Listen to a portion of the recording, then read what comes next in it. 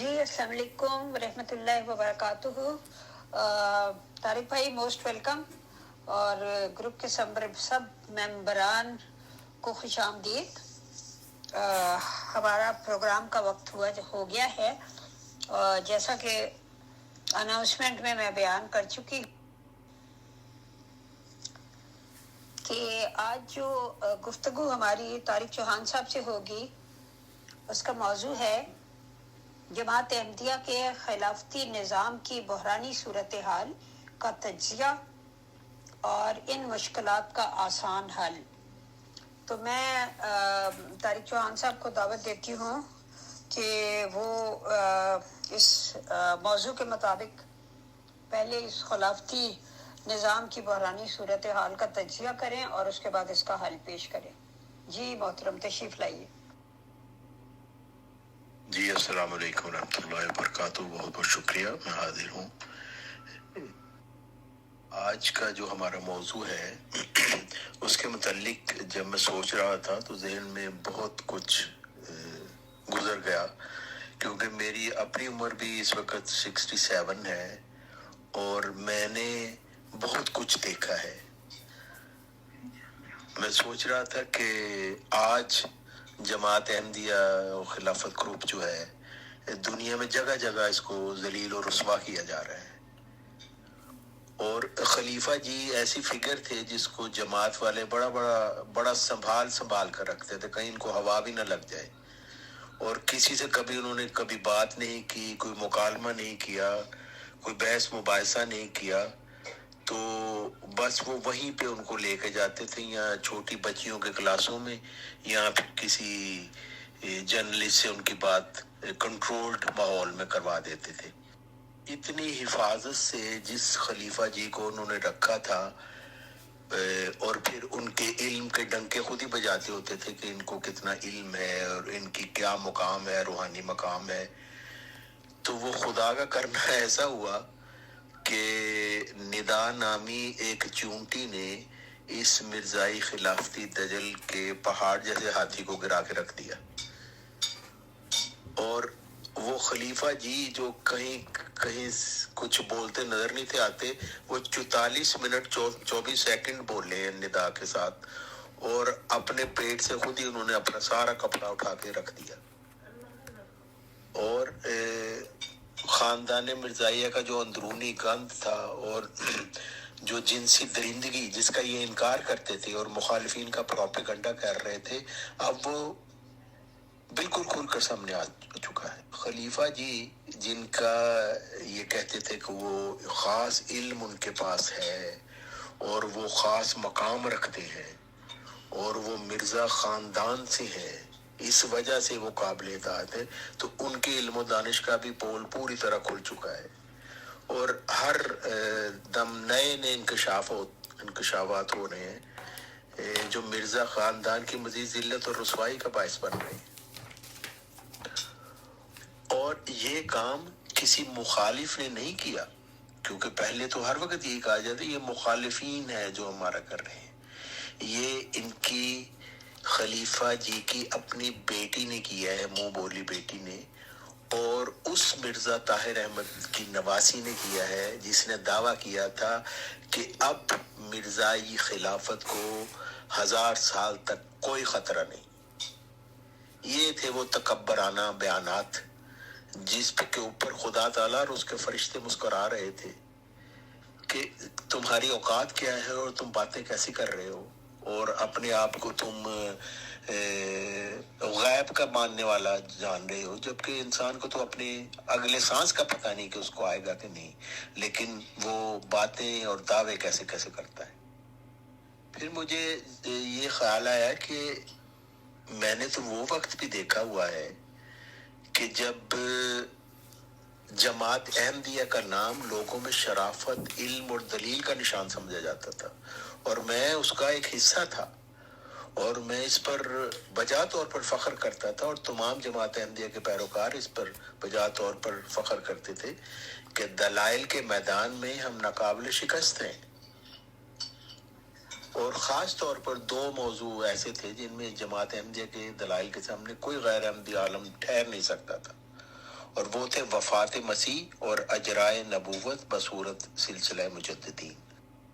میں خود اس بات کا گواہ ہوں، میرے لڑکپن میں اور جب میں اسکول میں تھا، کالج میں پڑھتا تھا، تو یونیورسٹی میں پڑھتا تھا، تو میرے جو دوسرے اسٹوڈنٹس تھے میرے ہم عمر، ان کے ساتھ میرا کبھی مکالمہ ہوتا تھا، اور سب کو پتا تھا کہ میں جماعت احمدیہ سے میرا تعلق ہے، اور اس کو میں نے کبھی چھپایا بھی نہیں، بلکہ میرے والد صاحب نے تو اپنے گھر کے باہر بورڈ پر لگا کے لکھا ہوا تھا غلام نبی احمدی۔ تو ظاہر اس کی وجہ سے ہماری مخالفت بھی بہت تھی، لیکن ہمیں کوئی شرمندگی نہیں تھی، بلکہ ہم بڑے خوش ہوتے تھے کہ دیکھو ہماری مخالفت ہو رہی ہے، کیونکہ ہم سچے ہیں، اور ان لوگوں سے برداشت نہیں ہوتا۔ اس وقت مجھے اچھی طرح یاد ہے کہ ہمارے ڈسکشن مختلف ہوتی تھی مذہبی طور پر، اور دو یہی موضوع تھے جو میں نے ابھی بتائے ہیں، وفات مسیح اور اجرائے نبوت، اس کے متعلق۔ اور میں سمجھتا تھا کہ میرے پاس دلائل کا اتنا مضبوط انبار ہے قرآن مجید و حدیث صحیحہ پر، جس کی بنیاد ہے کہ کوئی میرے آگے ٹھہر نہیں تھا سکتا۔ دوسرے جو اسٹوڈنٹ تھے وہ کہتے تھے ہم پوچھ کے آئیں گے اپنے مولوی صاحب سے، میں نے کہا ہاں پوچھ کے آنا، تو پوچھ کر آتے تھے اور پھر شرمندگی اٹھاتے تھے۔ اور یہ دلائل کی جو بے پناہ قوت ہے جو میرے ہاتھ میں تھی، میں سمجھتا ہوں، اور ہر احمدی کے ہاتھ میں تھی، یہ ایک عجیب قسم کی سرشاری کا احساس پیدا کرتا تھا۔ جو سرشاری کا احساس ہے اس کی لذت میں آج بھی محسوس کر سکتا ہوں، اور لازمی طور پر یہ ازدیاد ایمان کا باعث بھی ہوتا تھا، کیونکہ ہمیں پتہ لگتا تھا کہ ہم جب دوسروں کو شکست دیتے ہیں دلائل کے میدان میں، تو دوسرے لوگوں کی حالت کیا ہوتی ہے، اور اللہ تعالیٰ ہمیں فتح پر فتح دیتا ہے۔ اور ہم تمام احمدیوں کو یہ کامل یقین تھا کہ سچ ہمارے ساتھ ہے، اس لیے دلائل کے میدان میں ہمیں بے پے در پے فتوحات ملتی رہتی ہیں۔ اور مخالفین احمدیت کے دلوں میں نفرت کی ہوا کی آندھی چلانے میں ان حقائق کا بہت دخل تھا، کیونکہ جو ہم سے ایک دفعہ دلائل میں شکست کھا جاتا تھا وہ پھر مکالمہ نہیں کرتا تھا، ہمیں دیکھتے ہی گالیاں شروع کر دیتا تھا۔ اور ظاہر ہے کہ گالیاں سن کے کوئی کسی کو خوشی تو نہیں ہوتی، تکلیف دیتا ہمارے لیے، لیکن اس میں ایک عجیب سی لذت بھی تھی کہ جس قصور کی ہمیں یہ سزا مل رہی ہے وہ ہمارا سچائی پر قائم ہونا ہے، اور پھر ہم سوچتے تھے کہ یہ سعادت تو اللہ تعالیٰ کے مقربین کے حصہ میں آتی ہے، تو ہم گناہ گار ہو کر یہ سعادت پا رہے ہیں، تو اس لیے ان کی گالیاں ہمیں بری نہیں تھی لگتی، بلکہ ہمیں لطف آتا تھا۔ اور جب دلائل کے میدان میں بری طرح شکست کھا گئے مخالفین، تو انہوں نے پھر دکھ اور تکالیف اور اذیت دینے کا حربہ آزمایا، اور اس سے احمدیت کو نقصان تو کوئی نہیں پہنچا، بلکہ مزید تقویت ہم سب کو ملی۔ پھر ایک وقت وہ آیا جس کا میں خود گواہ ہوں، انہی آنکھوں سے دیکھا، انہی آنکھوں نے جنہوں نے پہلے دیکھا تھا کہ جماعت احمدیہ کا سورج کیسے چمک رہا ہے، انہی آنکھوں نے دیکھا کہ جس تحریک کی بنیاد اللہ تعالیٰ سے الہام پا کر خاتم الخلفاء اور بروز خاتم النبیین حضرت محمد صلی اللہ علیہ وسلم یعنی حضرت مرزا غلام احمد علیہ السلام نے رکھی تھی، اس میں مذہبی پیشوائیت کو دین کے طور پر اپنا لیا گیا۔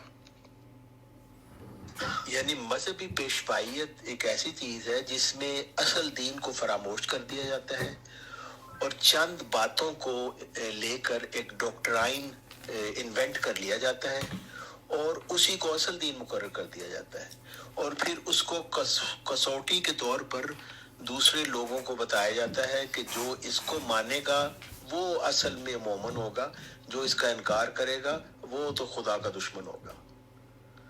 چنانچہ اسی ڈاکٹرین کے تحت مرزا خاندان کو اللہ تعالیٰ کا مقرب اور چنیدہ خاندان قرار دے دیا گیا، جس کی اندھی اطاعت کو خدا کی اطاعت قرار دے دیا گیا، اور وہ دلائل کی وہ قوت جو ہمیں ناقابل شکست بناتی تھی اور ہمارے ایمان کو بڑھاتی تھی، ان دلائل سے تعمیر قلعے کو مرزائی مذہبی پیشوائیت نے ایک ایک اینٹ کر کے خاموشی سے مسمار کرنا شروع کر دیا، تاکہ مرزا خاندان کی مذہبی پیشوائیت کو اگلے 1000 سال تک جماعت کے پیروکاروں کے ذہنوں میں مستحکم کر دیا جائے۔ حقیقت یہ ہے کہ مذہبی پیشوائیت اصل میں ابلیسیت کا ہی دوسرا نام ہے، جس کے متعلق حضرت عیسیٰ علیہ السلام نے فقیہ و فریسیوں سے فرمایا تھا، کیونکہ انہوں نے بھی مذہبی پیشوائیت کر لی تھی قائم، یہودی فقیہی فریسی تھے اور ہیکل کے وہ سردار بن بیٹھے تھے، اور وہ سمجھتے تھے کہ جو ہمارے سسٹم کو مانے گا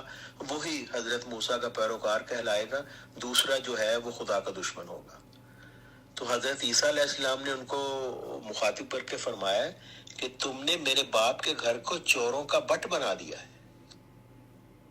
اس وقت کے یہودی فقیہی اور فریسی خود کو ربی کہلاتے تھے، اور آج کے یہودی فقیہی فریسی مرزائی مولوی جو وہی یہودی طبع ہیں وہ خود کو مربی کہتے ہیں، اور یہ لوگ دین میں اپنی مرضی کی تبدیلیاں کر کے اصل دین کو چھپا کر اپنی گمراہی کو دین کا نام دیتے ہیں۔ اور صاف اب ہر جگہ آپ دیکھیں یہ جو مرزائی پیروکار یہ کہتے ہیں جو خلافت کو نہیں مانتا وہ احمدی نہیں ہے۔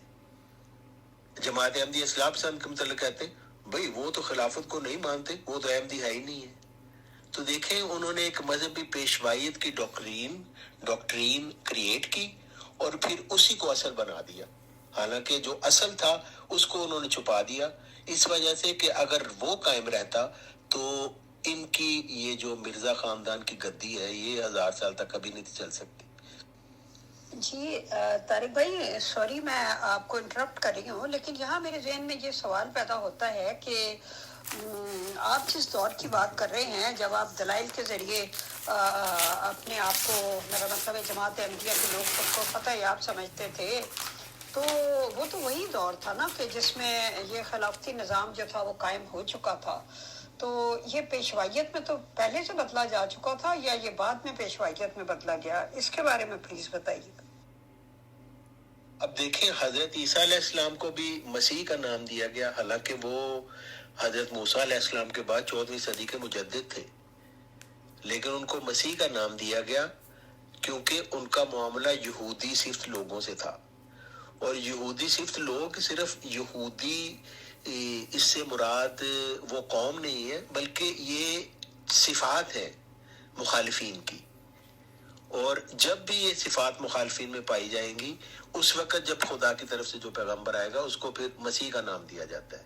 حضرت مرزا غلام محمد علیہ السلام 14ویں صدی کے مجدد تھے حضرت محمد صلی اللہ علیہ وسلم کی دین میں، اسلام میں، تو ان کو بھی مسیح کا نام دیا گیا کہ مسلمان جو ہیں وہ یہودی صفت تھے اس وقت، اب بھی ہیں، اور آج حضرت عبد الغفار جنبہ علیہ السلام جب آئے ہیں ان لوگوں کو ہدایت کے لیے تو ان کو بھی مسیح کا نام دیا گیا ہے، کیونکہ اس وقت جماعت مرزائیہ کے لوگ یہودی صفت میں بھی آگے بڑھ چکے ہیں۔ مثال میں دے دیتا ہوں، مرزا محمود صاحب کہتے ہیں اگر تم تلوار رکھ دو گے نا میری گردن کے دونوں طرف تو اور مجھ سے پوچھو گے کہ کیا نبی بند ہو گئے تو میں کہوں گا نہیں، نبی آ سکتا ہے، آ سکتا ہے، آ سکتا ہے۔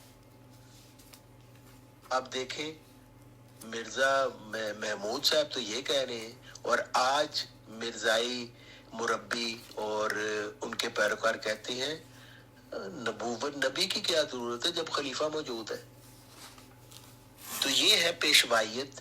اس پیشوائیت کو ہوا دینے والے مرزا ناصر احمد صاحب تھے، اور اچھی طرح ہوا دینے والے پھر مرزا طاہر احمد صاحب تھے۔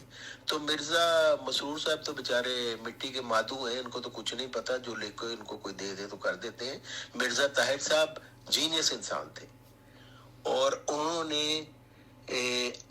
صحیح کہا تھا کہ میں نے خلافت احمدیہ کو مستحکم کر دیا ہے، لیکن دوسری طرف دیکھیں کہ وہی شخص، اس کا تکبر خدا نے کیسے توڑا کہ وہ شخص جو کہہ رہا تھا اپنی تمام طاقتیں اور صلاحیتیں اس بات پر خرچ کر رہا تھا کہ یہ جو مرزائی خلافتی دجل اس نے قائم کیا ہے اس کو 1000 سال تک کوئی ہلا نہ سکے، اور اپنی طرف سے اتنے سارے انتظام کر دیے، اسی کی بیٹیاں اور بیٹیوں کی بیٹیاں ان کی عزت لوٹ رہے تھے کون؟ ان کے عملہ کے لوگ.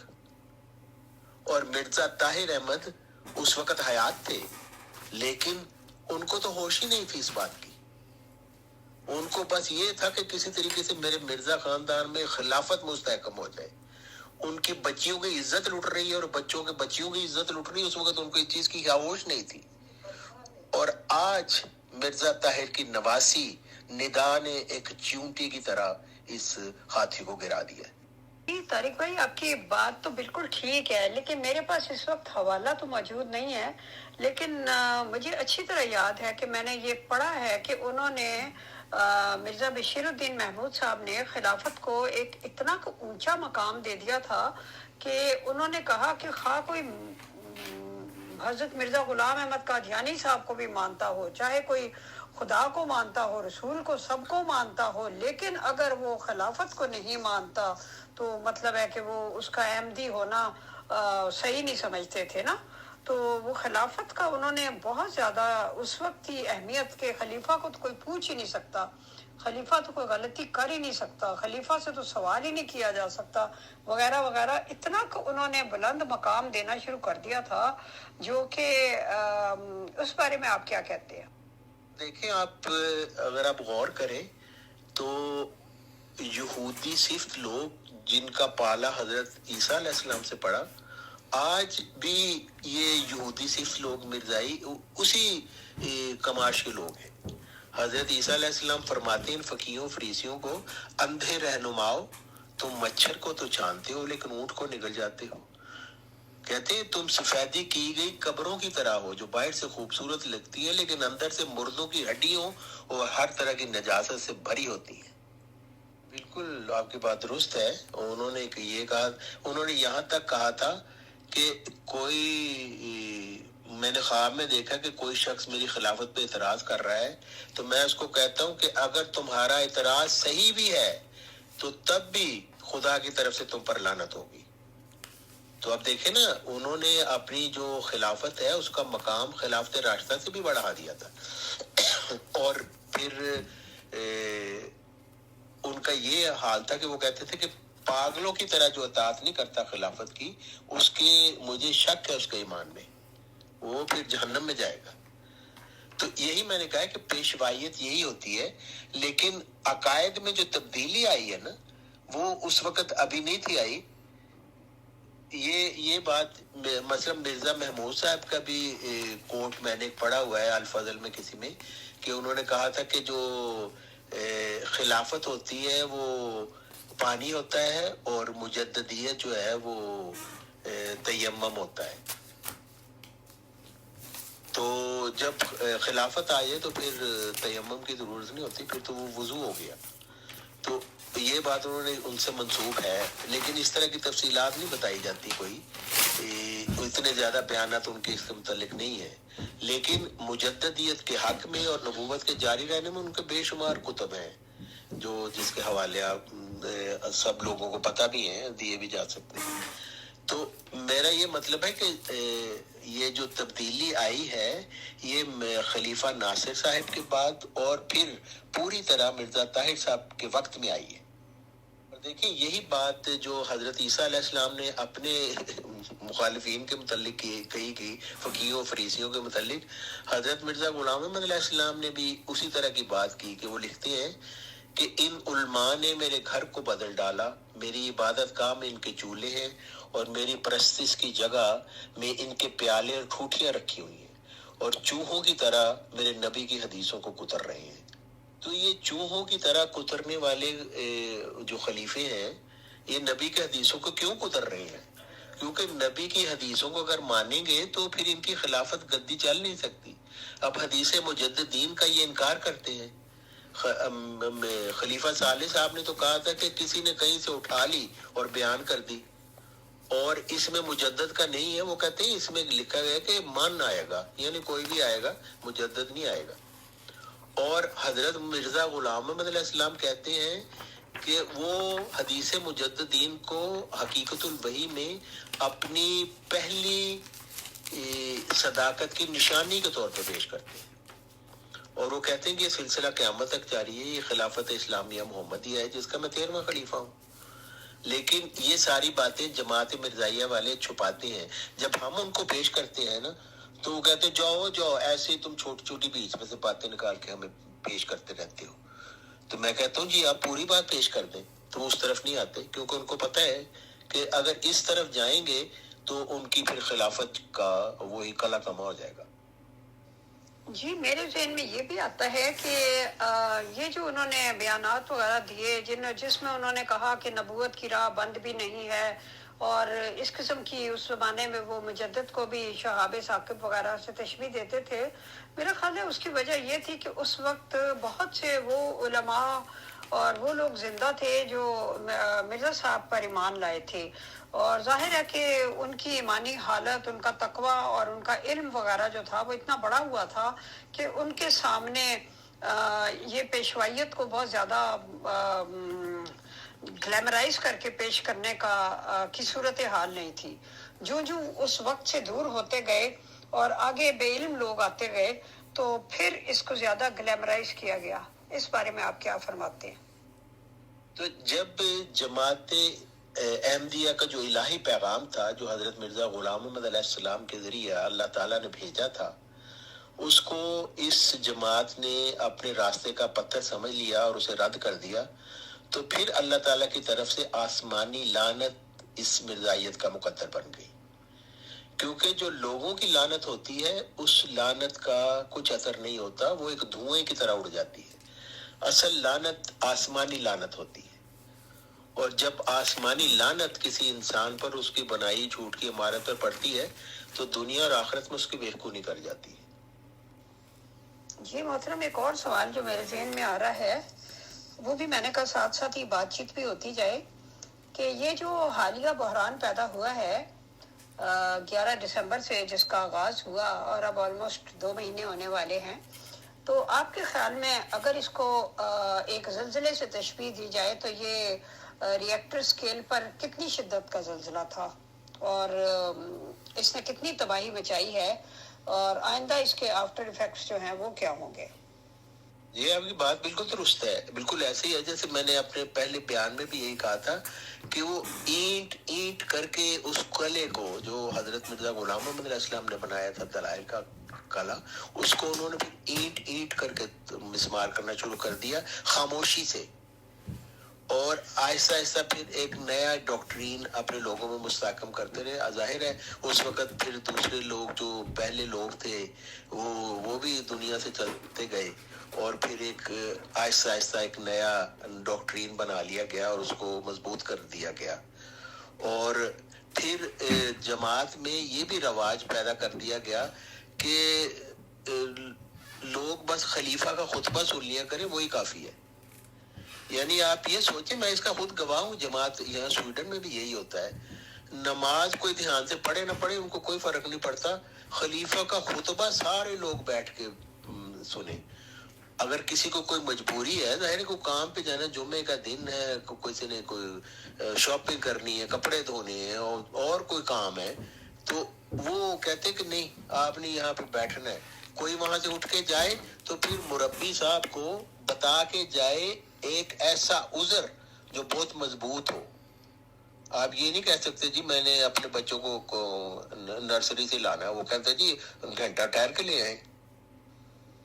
یعنی کہ پریورٹیز میں چینج کر دی، یعنی جو چیزیں ٹاپ پریورٹی پہ تھی ان کو اتنی اہمیت نہیں دی، کچھ اور چیزیں اس کی جگہ ٹاپ پریورٹی پہ آ گئی.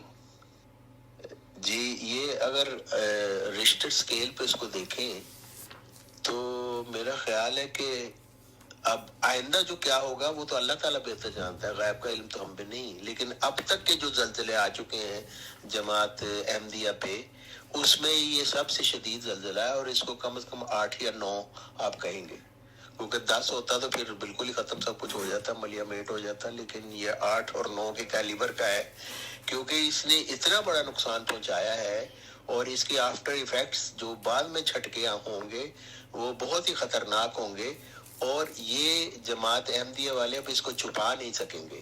آج بھی جب میں جماعت احمدیہ والوں سے اس کے متعلق بات کرتا ہوں، وہ کہتے ہیں چھوڑے جی یہ پرانی بات ہو گئی.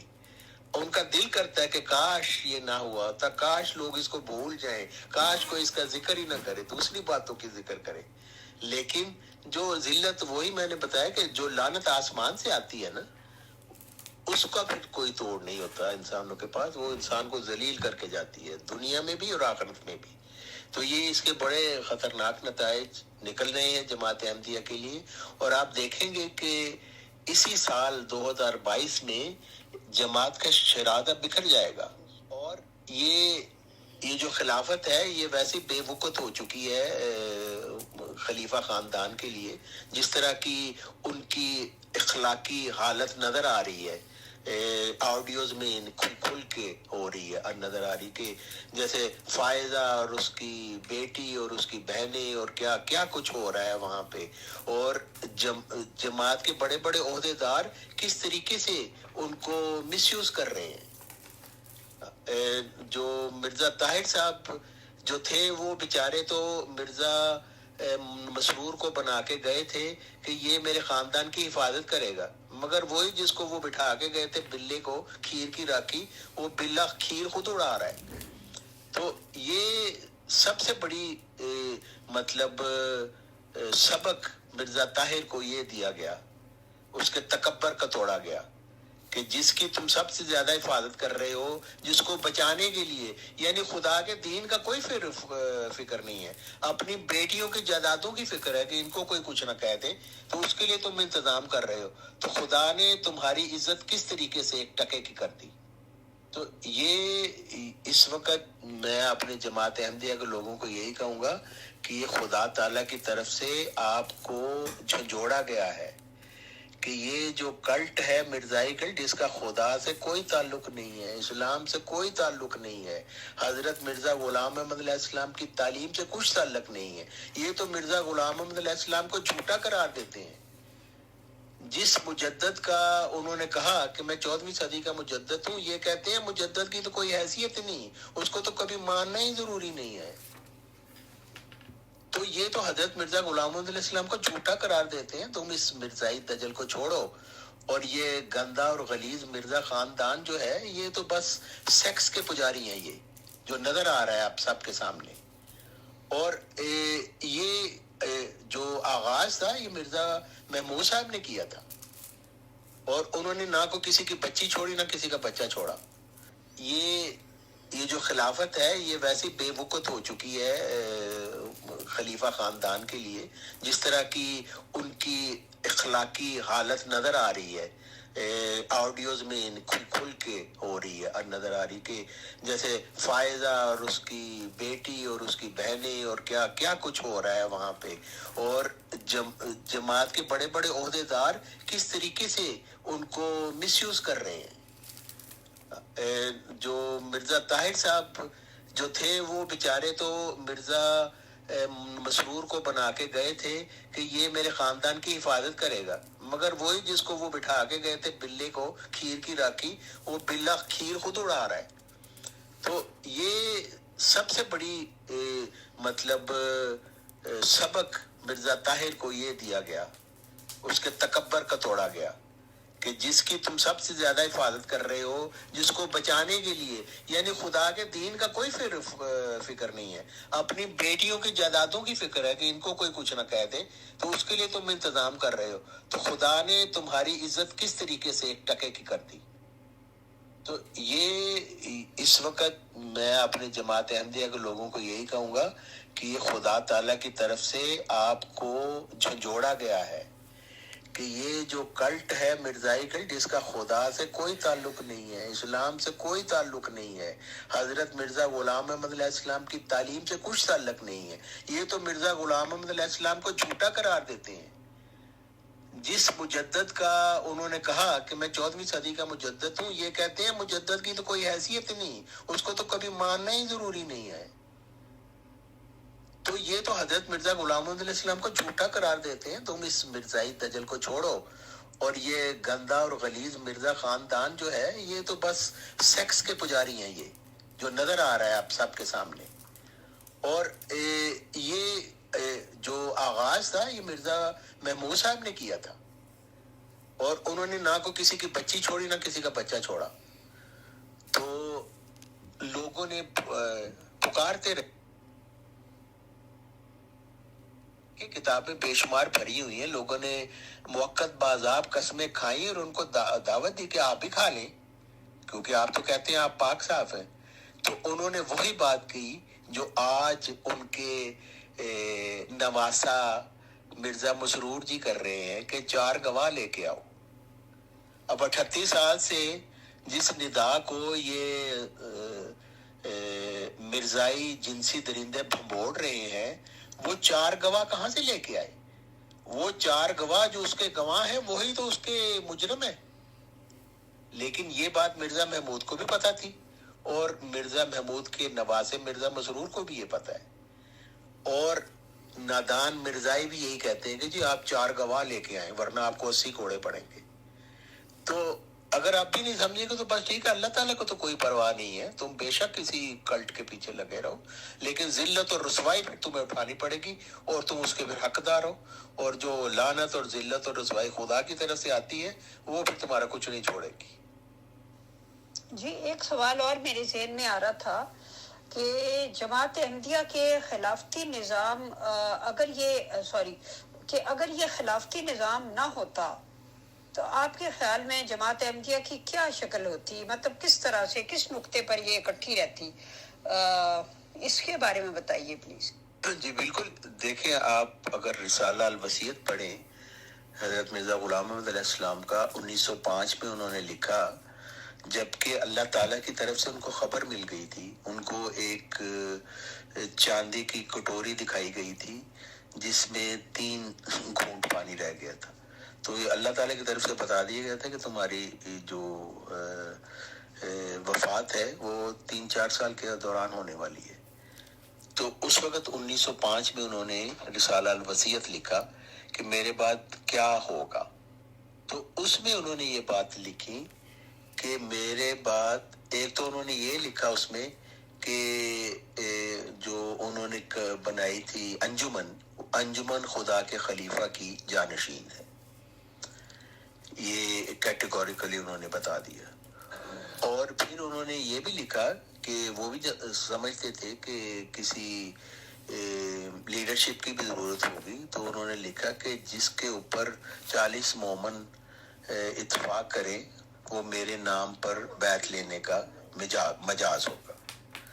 لیکن سب سے اہم بات جو انہوں نے لکھی اس کے بعد, جس کو مرزائی خلیفے اور یہاں کے مربی جو حذف کر دیتے ہیں اپنے بیانات میں, انہوں نے لکھا اس وقت تک مل کر کام کرو جب تک خدا کی طرف سے کوئی روح القدس پا کر کھڑا نہ ہو. یعنی حضرت مرزا غلام احمد علیہ السلام کے مطابق ایک امامت کا, خلافت کا انہوں نے کہیں لکھا ہی نہیں, کیونکہ وہ خود خلیفہ تھے, 13ویں خلیفہ تھے جماعت خلافت اسلامیہ محمدیہ کے. تو انہوں نے لکھا کہ ایک طرح کی وہ امامت ہوگی, بلکہ انہوں نے تو یہ لکھا کہ جہاں جہاں جماعتیں ہیں وہاں اپنے اپنے وہ مقرر کر لیں. لیکن اگر چلیں ہم اس کی انٹرپریٹیشن اس طرح بھی کر لیں کہ ایک امام ہوگا سب کا, تو سب کی امام تو پھر انہوں نے بنا دیا تھا انجمن کو جس کے 14 ممبر تھے. تو انہوں نے کہا تھا کہ جہاں جہاں پہ بڑی بڑی جماعتیں ہیں وہاں پہ وہ اپنے اس طرح 40 ممبر جن پر اتفاق کریں وہ اپنا ایک لیڈر چن لیں, اور جانشین جو ہے وہ انجمن ہوگی. وہ یہ طریقہ انہوں نے بنایا تھا. اور جب خدا تعالیٰ کی طرف سے کوئی روح القدس پا کر کھڑا ہو جائے تو پھر اس کی اطاعت کرنا. یہی بات پیشگوئی مسلم موعود میں بتائی گئی تھی, اور رسالہ الوصیت میں بھی انہوں نے یہی لکھا ہے کہ خدا تعالیٰ نے مجھے یہ خبر دی ہے کہ میری ذریت میں ایک شخص کو قائم کرے گا جس کو وحی سے مخصوص کیا جائے گا. ظاہر ہے کہ وہ مامور ہوگا خدا کی طرف سے. تو جب وہ مامور آئے تو تم اس کو مان لو اور بس پھر اسی طریقے سے پھر چلتی رہے گی یہ کام. لیکن یہ خلافت اس سسٹم کو فیل کرنے کے لیے یہ مرزائی خلافتی گدی کو قائم کیا گیا 1956 میں. اور آپ مرزا محمود صاحب کی لکھی ہوئی وہ تقریر پڑھیں, تقریر انہوں نے کی تھی 1956 میں جب یہ خلافت کمیٹی انہوں نے بنائی. اس میں وہ صاف کہہ رہے ہیں کہ اگر یہ اس طرح خلافت کمیٹی پوپ کی طرز پر نہ بنائی جائے تو مجھے خطرہ ہے کہ کہیں حکیم نور الدین جو پہلے خلیفہ تھے ان کے بیٹے عبد الوہاب اور عبد المنان خلافت پر قبضہ نہ کر لیں، تو ان کی خلافت ان کی طرف جانے سے بچ جائے اور مرزا خاندان میں رہے. یہ صاف انہوں نے لکھا ہے، کوئی چھپی ہوئی بات نہیں ہے. خلافت حقہ اسلامیہ ان کی تقریر کا نام ہے 1956 میں. وہ محور یہ تھا، دیکھیں حضرت مرزا غلام محمد علیہ السلام کے مطابق ایک امامت قائم ہونی تھی، 40 مومن جس کے اوپر کرے، ٹھیک ہے. اور مرزا محمود صاحب نے سب سے پہلے جو اس کا مرکزی نقطہ تھا اس امامت کا، وہ تھی انجمن. مرزا محمود صاحب نے سب سے پہلے اس کو توڑا، کیونکہ ان کو پتا تھا کہ یہ انجمن جو ہے یہ میری خلافت کے راستے میں رکاوٹ ہے. اور پھر انہوں نے ایک غلط طریقے سے اپنا انتخاب کروا لیا، حالانکہ انتخاب تو مجلس معتمدین نے کرنا تھا جو انجمن تھی. تو جب 1954 میں ان پر قاتلانہ حملہ ہوا جھوٹا دعویٰ مسلم موت کرنے کی وجہ سے، تو ان کو اپنا پھر انجام جب قریب نظر آنے لگا تو انہوں نے یہ سوچا کہ کس طریقے سے مرزائی خلافتی گدی کو میں مستحکم کر دوں. جی محترم، میرا سوال یہ ہے کہ بعض لوگ یہ کہتے ہیں کہ جس زمانے میں رسالہ الوصیت لکھا گیا، یہ انہوں نے بالکل اینڈ پہ تو نہیں لکھا تھا اپنی لائف کے، یہ تو 1905 میں لکھا گیا تھا غالباً. تو آپ کو زیادہ پتا ہوگا، میں تو اندازے سے کہہ رہی ہوں. تو 1905 میں جب یہ لکھا گیا تھا تو یہ جو انہوں نے انجمن کو جانشین بنایا تھا، اس وقت تک مبارک احمد زندہ تھا. تو مبارک احمد کے زندہ ہونے کی وجہ سے اور ان کے اس یقین کی وجہ سے کہ یہی شاید وہ موعود بیٹا ہے جس کی انہیں 20 فروری والی پیشگوئی میں خبر دی گئی تھی، تو ان کا خیال تھا کہ شاید بائی دا ٹائم انجمن یہ نظام وغیرہ جو ہے انتظامی امور ہے ان کو سنبھالتی رہے، اور باقی یہ کہ جہاں جہاں جماعت ہے وہاں 40 لوگ جس پہ متفق ہو جائیں وہ میرے نام پہ بیعت لے سکتا ہے وغیرہ وغیرہ. تو یہ انتظام تب تک چلتا رہے بائی دا ٹائم مبارک احمد جوان ہو جائے. اور پھر جیسا کہ ان کا خیال تھا کہ یہی وہ موعود بیٹا ہے، تو ہو سکتا ہے کہ خدا تعالیٰ اسی کو روح القدس کے ذریعے کھڑا کر دے. لیکن ایسا ہوا نا، مطلب ہے کہ شومی قسمت کہ 1907 میں مبارک احمد کی وفات ہو گئی، اور اس کے بعد میرا خیال ہے وہ اس حادثے کی وجہ سے اتنے ڈپریسڈ ہو گئے، کیونکہ ساری امیدیں انہیں اس بیٹے پر تھی، کہ پھر انہوں نے اس بارے میں کوئی خاص بات نہیں کہی. تو خلافت حقہ اسلامیہ میں انہوں نے یہ لکھا کہ پھر ہمارے جو لوگ تھے ان کے عملہ کے، ان کو پھر یہ بتایا گیا کہ بھی سوچے کہ کیا طریقہ اختیار کیا جائے. تو انہوں نے اسی میں لکھا، اسی تقریر میں، کہ ہم نے پوپ کا جو طرز ہے انتخاب کا وہ اس پہ اوپر ہم نے غور کیا ہے، اور فی الحال ہمارا دل اسی طرف ہی ہے کہ اسی طرح کا ایک نظام قائم کیا جائے کہ چند لوگ مل کے خلیفہ چن لیں اور اعلان کر دیا جائے کہ خدا نے خلیفہ بنا دیا. تو یہ ساری باتیں انہوں نے لکھی ہوئی ہیں، کوئی چھپائی نہیں ہوئی بات. ہاں کسی کو کوئی اندھا ہے پڑھنا ہی نہیں چاہتا، اس کا کیا کرے، لیکن یہ ساری جو فلسفی انہوں نے کی تھی وہ وہاں پہ تھی. تو اگر یہ خلافت نہ ہوتی تو پھر وہی امامت ہوتی جو حضرت مسیح موعود علیہ السلام نے قائم کی تھی، اور انجمن ہوتی جو نگران ہوتی، اور پھر حضرت عبد الغفار جنبہ علیہ السلام جب خدا سے الہام پا کر مسیح ابن مریم اور مسلم موعود اور مجدد 15ویں صدی ہجری کے طور پر آئے تو سب لوگ ان کو قبول کر لیتے، اور پھر یہ ساری باتیں نہ ہوتی، نہ ندا کو دکھ ہوتا، نہ جنسی درندگی آگے چلتی، اور یہ مرزائیت کا کلا کما اسی وقت ہی ہو گیا ہوتا. آپ کی بات پہ کچھ باتیں تو درست ہیں، کچھ باتیں صرف قیاس ہی ہیں. یہ بات درست ہے کہ وہ مبارک احمد کو اپنا وہی بیٹا پسر موت سمجھے تھے، بالکل درست بات ہے. لیکن یہ بات درست نہیں ہے کہ وہ ان کی جو وفات ہوئی تو وہ بالکل مایوس ہو گئے، ڈپریس ہو گئے، کیونکہ وفات کے دن ہی اللہ تعالیٰ نے ان کو الہام سے بتا دیا تھا کہ ہم تجھے اس کا مثیل دیں گے. اور اس وقت ان کو پتہ چل گیا تھا، کیونکہ انا نبشرک بغلام حلیم، وہ وہی والا الہام جو 20 فروری 1886 میں دیا گیا تھا، وہ ان کو دیا گیا، اور ان کے دل کو تقویت دی گئی کہ یہ نہ سوچو کہ یہ تھا اس پسر موعود اس نے بننا تھا تو یہ وفات پا گیا ہے تو اب کیا بنے گا، بلکہ یہ سوچو کہ وہ تو ابھی تمہیں دیا ہی نہیں گیا. تو اس لیے وہ ڈپریس بالکل نہیں تھے ہوئے، لیکن ان کو یہ پتہ چل گیا تھا کہ یہ جس پسر موت کا وعدہ دیا گیا اللہ تعالیٰ کی طرف سے وہ آئے گا تو صحیح، لیکن وہ میری جسمانی اولاد میں سے نہیں ہے. یہ بات ان کو پتہ چلی. اور جی محترم، ایک اور سوال میرے ذہن میں آ رہا ہے، وہ یہ ہے کہ انجمن جو تھی وہ رجسٹرڈ تھی. مجھے جہاں تک یاد پڑتا ہے، مجھے اپنی یادداشت پہ بھروسہ نہیں ہے، لیکن ویسے میں بات کر رہی ہوں، آپ کو زیادہ پتہ ہوگا کہ انجمن اگر رجسٹرڈ تھی تو کیا جب انجمن کو بے دخل کر دیا گیا تو انجمن قانون کا دروازہ نہیں کھٹکھٹا سکتی تھی؟ بات میں یہ کہنا چاہتا ہوں کہ فرض کریں اگر وہ ایسا ہی تھا کہ وہ سمجھتے تھے کہ مرزا مبارک جو ہے یہی پسر موعود ہے اور جب تک یہ بڑا نہیں ہو جاتا تو اس وقت تک میں یہ انتظام کر دیتا ہوں. اگر اس کے اوپر فرض بھی کر لیں، میں تو اس کو درست نہیں سمجھتا کہ انہوں نے ایسا سوچا، کیونکہ وہ اللہ تعالیٰ کے بندے تھے، ان کو ذاتی طور پر کسی قسم کی کوئی غرض ان کو شامل نہیں تھی. انہوں نے تو یہ لکھا ہوا ہے کہ ذاتی غرض کی ایک ذرہ برابر بھی ملونی اگر اس میں شامل ہو تو خدا تعالیٰ کی لعنت پڑتی ہے. پھر وہ کیسے یہ کر سکتے تھے؟ البتہ اگر فرض کریں وہ یہ سمجھتے تھے کہ مرزا مبارک ہی ہیں پسر موعود، تو انہوں نے پھر بھی یہی لکھا کہ جب تک خدا کی طرف سے روح القدس پا کر کھڑا نہ ہو. تو اگر خدا مرزا مبارک صاحب زندہ رہتے اور خدا تعالیٰ نے ان کو روح القدس پا کر کھڑا کرنا ہوتا تو پھر بھی ٹھیک تھا، پھر تو ظاہر ہے پھر وہ سسٹم والا چلنا تھا.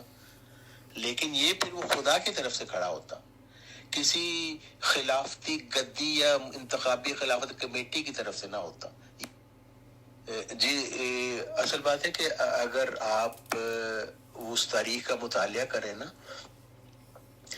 کہ مولوی محمد علی صاحب جو تھے وہ سیکرٹری تھے انجمن کے، اور خواجہ کمال الدین صاحب تھے جو قانونی مشیر تھے، اور بھی لوگ تھے اس میں جو بعد میں جماعت احمدیہ لاہور سے وابستہ رہے.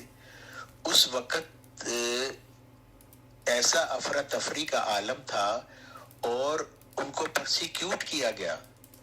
مشتاق ملک صاحب نے بھی یہ بتائی اس کی ساری تفصیلات، اور جماعت احمدیہ لاہور کے لٹریچر میں بھی آپ دیکھ سکتے ہیں کہ مرزا بشیر الدین محمود صاحب کے غنڈوں نے ان کو پرسیکیوٹ کیا بڑا سخت، یہاں تک کہ وہ مجبور ہو گئے قادیان چھوڑنے. کیونکہ جب تک میں نے تاریخ نہیں تھی پڑھی میں بڑے آرام سے کہہ دیتا تھا کہ وہ مولوی محمد علی صاحب قادیان چھوڑ کے کیوں گئے، کھڑے رہتے. لیکن اب میں سمجھتا ہوں کہ دیکھیں کس طریقے سے ان کو پرسیکیوٹ کیا گیا. آپ کے سارے کا سارا معاشرہ ہی آپ کے خلاف کر دیا جائے، آپ کو اوپر وہی بات ہے جیسے کہ ہم وہاں سے اسائلم لینے کے لیے یہاں آ گئے تو وہ جس کے ساتھ یہ گزرے اس کو پھر پتا ہوتا ہے کہ کیا ہوتا ہے. تو اس وقت ان کو کہاں رجسٹریشن کی اور قانونی چیزوں کی تھی سمجھ، ان کو تو یہی تھا کہ ہم جان بچا کے یہاں سے بھاگیں. کئیوں کے گھر بھی جلا دیے گئے، قتل بھی کر دیا گیا ان کو. تو ان حالات میں وہ بیچارے جان بچا کے وہاں سے بھاگے. اور پھر مرزا محمود صاحب کی طرف سے جو گالیاں اور جو القابات و خطابات ان کو دیے، تو پھر آپس میں کوئی پیچ اپ کا کوئی طریقہ ہی نہیں تھا. اور نہ مرزا محمود صاحب چاہتے تھے کہ یہ پیچ اپ ہو، کیونکہ ان کو تو خطرہ تھا کہ دوبارہ آئیں گے تو پھر ہو سکتا ہے کچھ لوگ ان کے پیچھے لگ جائیں. تو اس وجہ سے وہ یہی چاہتے تھے کہ لاہور میں ہی اب رہیں.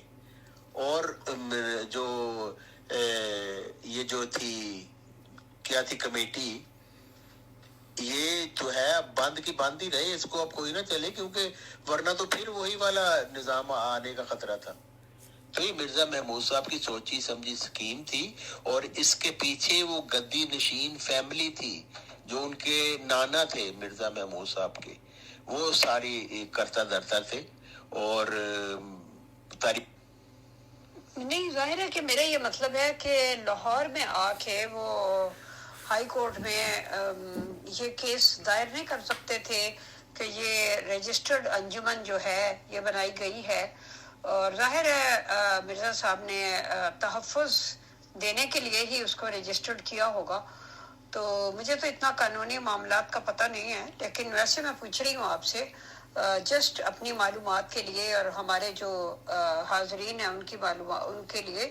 تو کہ لاہور میں آ کر، کیونکہ قانونی مشیر بھی تھے خواجہ کمال الدین صاحب اور قانون کو خوب جانتے بھی تھے، تو وہاں آ کر ظاہر ہے قادیان میں تو عدالتیں نہیں تھی نا، جو بھی کرنا تھا تو لاہور آ کے ہی کرنا تھا. تو جب لاہور آ ہی گئے تھے تو انہوں نے یہ اس طرح کر کے کیس کیوں نہیں کیا، کوئی اسٹے وغیرہ کیوں نہیں لے لیا کہ اس طرح کیسے خلافت قائم کی جا سکتی ہے، جبکہ مرزا صاحب جو ہیں وہ ایک اس کو مشیر بنا اپنے جانشین انجمن کو بنا کر گئے. اقبال نے جیسے کہا تھا کہ کرتی ہے ملوکیت آثار جنوں پیدا، اللہ کے نشتر ہیں تیمور ہو یا چنگیز. یعنی جس طرح فاسق و فاجر مسلمانوں کو کا سر کچلنے کے لیے جو بغداد کے مسلمان تھے اور وہاں پہ بھی خلافت تھی، ان کا سر کچلنے کے لیے خدائے قدیر نے ہلاکو خان کو مقرر کیا تھا. اور جس طرح پھر متکبر نمرود کا مقابلہ کرنے کے لیے جو رب قدیر سے مقابلہ کرنے کے لیے نکلا تھا، اور اس نے ایک بہت بڑا ایک اونچا مینار بھی بنایا تھا کہ میں وہاں جا کے اس کے اوپر چڑھ کے میں اس خدا سے لڑوں گا، اور اس کو ایک حقیر مچھر کے ذریعے اس کو اللہ نے ہلاک کر دیا. اور اسی طرح آج کے ترقی یافتہ دور میں جو متکبر انسان ہیں، جو اپنے آپ کو سمجھتے ہیں کہ ہم سائنس کے اوپر ہمارا عبور ہو گیا ہے اور ہمیں خدا کی ضرورت نہیں ہے، ان کی چترول کرنے کے لیے اللہ تعالیٰ نے کہ انتہائی حقیر کیڑا جو نظر بھی نہیں آتا، کرونا وائرس، جو زندہ اور مردہ کے درمیان کی ایک مخلوق ہے، اس کو اللہ تعالیٰ نے ان کے تکبر کو توڑنے کے لیے بھیجا. اور پھر خود کو ناقابل شکست سمجھنے والے مرزائی خلافتی دجل کے پہاڑ جیسے ہاتھی کو ملیا میٹ کرنے کے لیے ندا نامی ایک حقیر چیونٹی کو اللہ تعالیٰ نے مقرر کیا. تو جتنا بڑا انسانی تکبر ہوگا اتنے ہی حقیر کیڑے سے اس کی مرمت ہوگی. اور اس چیز میں جو اولو الالباب ہیں، جو غور و فکر کرنے والے ہیں، اللہ تعالیٰ کے عظمت کے بہت بڑے نشان ہیں. سبحان اللہ تعالیٰ. اور ایک اور بات جو میں سمجھتا ہوں کہ وجہ ہو سکتی ہے کہ مولانا محمد علی صاحب کے آپ شروع کے بیانات پڑھیں نا، تو وہ یہ سمجھتے تھے کہ یہ جو مرزا محمود صاحب نے بنائی ہوئی ہے نا، یہ کچھ ہی دنوں میں ڈھیر ہو جائے گی. تو اصل لوگ ہمارے ساتھ ہیں، کیونکہ ان کے ساتھ جو اکابرین کی میجورٹی تھی، ریلیٹیولی زیادہ لوگ تھے ان کے ساتھ. اور ان کو یہ بھی تھا کہ ہمارے پاس ایکیڈیمک ٹائپ لوگ ہیں اور خدا کی تائید بھی ہمارے ساتھ ہی ہوگی، ان کا یہ گمان تھا. اور یہ کہ ہم ہی زیادہ اسٹیبلش ہوں گے، مرزا محمود صاحب جو ہیں یہ ان کا کچھ نہیں بننے والا. تو بہرحال مرزا جو مولوی محمد علی صاحب کے جو خیالات ہیں وہ ان کو پذیرائی اتنی نہیں ملی. مرزا محمود صاحب ان سے بہت زیادہ عقل مند تھے اور سیاست کی چالیں اور سارا کچھ سمجھتے تھے. میں نے بہت سارے پروگرام کیے ہیں کس طریقے سے وہ ان کی سیاست میں کس طرح کی دلچسپی تھی، سیاسی چالیں کیسے کھیلتے تھے، اور ہٹلر اور مسولینی سے متاثر تھے. تو وہ مرزا محمود صاحب بہت بڑے جینیس تھے، ایول جینیس کہہ سکتے ہیں. تو مولوی محمد علی صاحب کے مقابلے میں وہ بہت عقل مند تھے. جس طریقے سے انہوں نے پھر جماعت کو چلایا تو مولوی محمد علی صاحب ویسے نہیں کر سکے. تو باقی یہ کہ میں تو سمجھتا ہوں دونوں جماعتیں جو تھیں وہ حق پر نہیں تھیں، ان کو اپنے ذاتی مفادات آ گئے تھے. ورنہ پھر یہ جو حرکتیں انہوں نے کی، مرزا محمود صاحب نے بھی عقائد میں تبدیلی کی کوشش کی اور مولوی محمد علی صاحب اور ان کے پیروکاروں نے بھی تبدیلی کی. تو اصل بات ہے کہ وفاداری حضرت مسیح موعود علیہ السلام سے ان کو کرنی چاہیے تھی، جو انہوں نے نہیں کی. اپنے مقاصد کے لیے عقائد میں تبدیلی کی تاکہ ہمارا جو ورشن ہے وہ زیادہ مقبول ہو. خدا تعالیٰ کے لیے تو ان باتوں کی کوئی حیثیت نہیں، کون مقبول ہے کون نہیں مقبول. خدا تعالیٰ تو سچ کے ساتھ ہوتا ہے. جو سچے دل سے جو بھی کوشش کرے گا، چاہے حقیقی کوشش ہو، اللہ تعالیٰ کی طرف سے اس میں برکت ہوتی ہے. لیکن وہی بات ہے، ذاتی اغراض کی ایک ذرہ بھر بھی معلومی آ جائے نا تو خدا کی لعنت پہ برستی ہے، خدا کو اس ایسے شخص کی کوئی ضرورت نہیں ہوتی. تو مرزا محمود صاحب نے میں بھی ذاتی اغراض کی ملعونی تھی, مولوی محمد علی صاحب اور ان کے پیروکاروں میں بھی تھی, تو یہ دونوں ہی پھر راندہ درگاہ بن گئے. اور خدا تعالیٰ نے ان کو چننے کی بجائے پھر ایک اپنی طرف سے ایک ایسا بندہ چن لیا.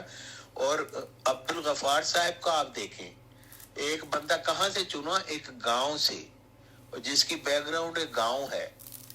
یعنی یہ بھی خدا تعالیٰ تکبر توڑنے کے لیے لوگوں کے کرتا ہے کہ تم تو اپنے آپ کو بڑے بڑے جبہ پوش خرم خان سمجھتے ہو نا, اور مرزا خاندان کے تم ہو, تو یہ لو میں ایک حقیر شخص کو چنتا ہوں اور میں اس کے پیچھے کھڑا ہوں, اور یہ دیکھو کس طرح تمہارا یہ بنا بنایا معبد گرائے گا. تو یہ خدا تعالیٰ کے کام ہے, ہمیشہ سے ایسے ہی ہوتے رہے ہیں, اور خدا تعالیٰ کے کاموں کو کوئی نہیں روک سکتا. دیر سویر ہوتی ہے, یہ خدا تعالیٰ کی مصلحتیں ہیں, لیکن جو اس کا ارادہ ہے وہ پورا ہو کے رہتا ہے. فعال لما یرید.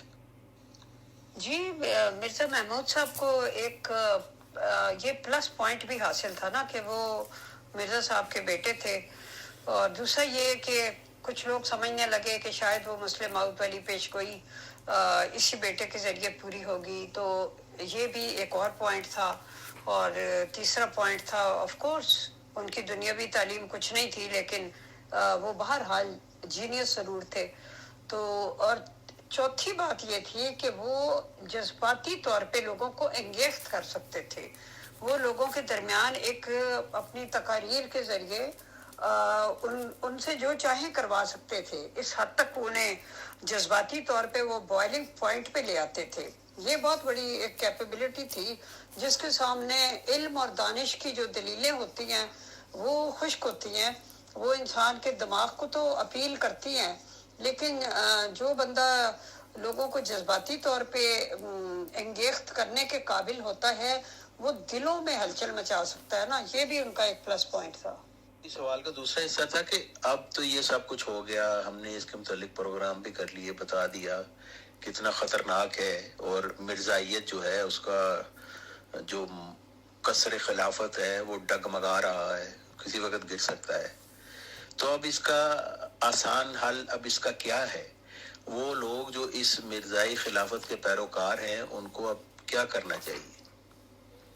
تو اصل بات یہ کہ یہ مصیبت بھی خدا کی طرف سے آئی ہے, اور اس کا حل بھی اللہ تعالیٰ نے بہت پہلے سے بتایا ہوا ہے انسانوں کو. اللہ تعالیٰ جو ہے وہ رؤوف الرحیم ہے, اپنے بندوں سے محبت کرتا ہے, ان کے جو قصور ہے معاف کرنے والا ہے, اور سزا دینے میں دھیما ہے. اور قدیم سے اللہ تعالیٰ کی یہی سنت ہے کہ عذاب کا حکم آنے سے پہلے اتمام حجت کے لیے ایک پیغمبر بھیجا جاتا ہے.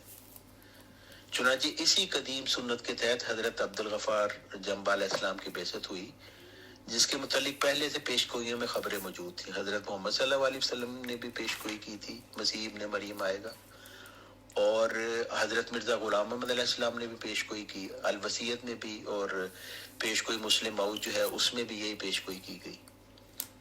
اور چونکہ یہ انہوں نے 15ویں صدی ہجری کے مجدد ہونا تھا اور ان کا پالا یہودی صرف قوم سے پڑھنا تھا, اس لیے ان کو بھی مسیح ابن مریم کا نام دیا گیا.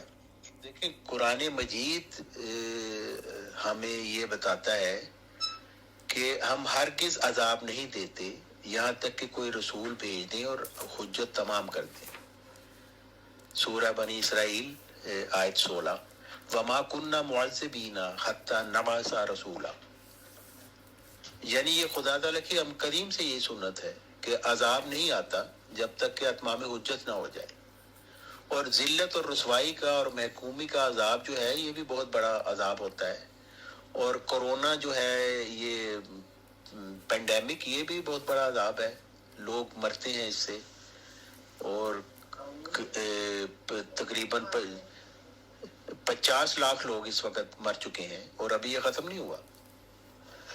تو جب انسان یہ دیکھتا ہے, قرآن مجید کو پڑھتا ہے, اور پھر دیکھتا ہے کہ یہ خدا تعالیٰ کے ایک عذاب ہے, لوگ گاجر مولی کی طرح مر رہے ہیں ہمارے ارد گرد, تو دیکھنا چاہیے کہ خدا تعالیٰ اس کے متعلق کیا فرماتا ہے. خدا تعالیٰ فرماتا ہے کہ ہم عذاب نہیں بھیجتے جب تک کوئی رسول نہ بھیج لیں.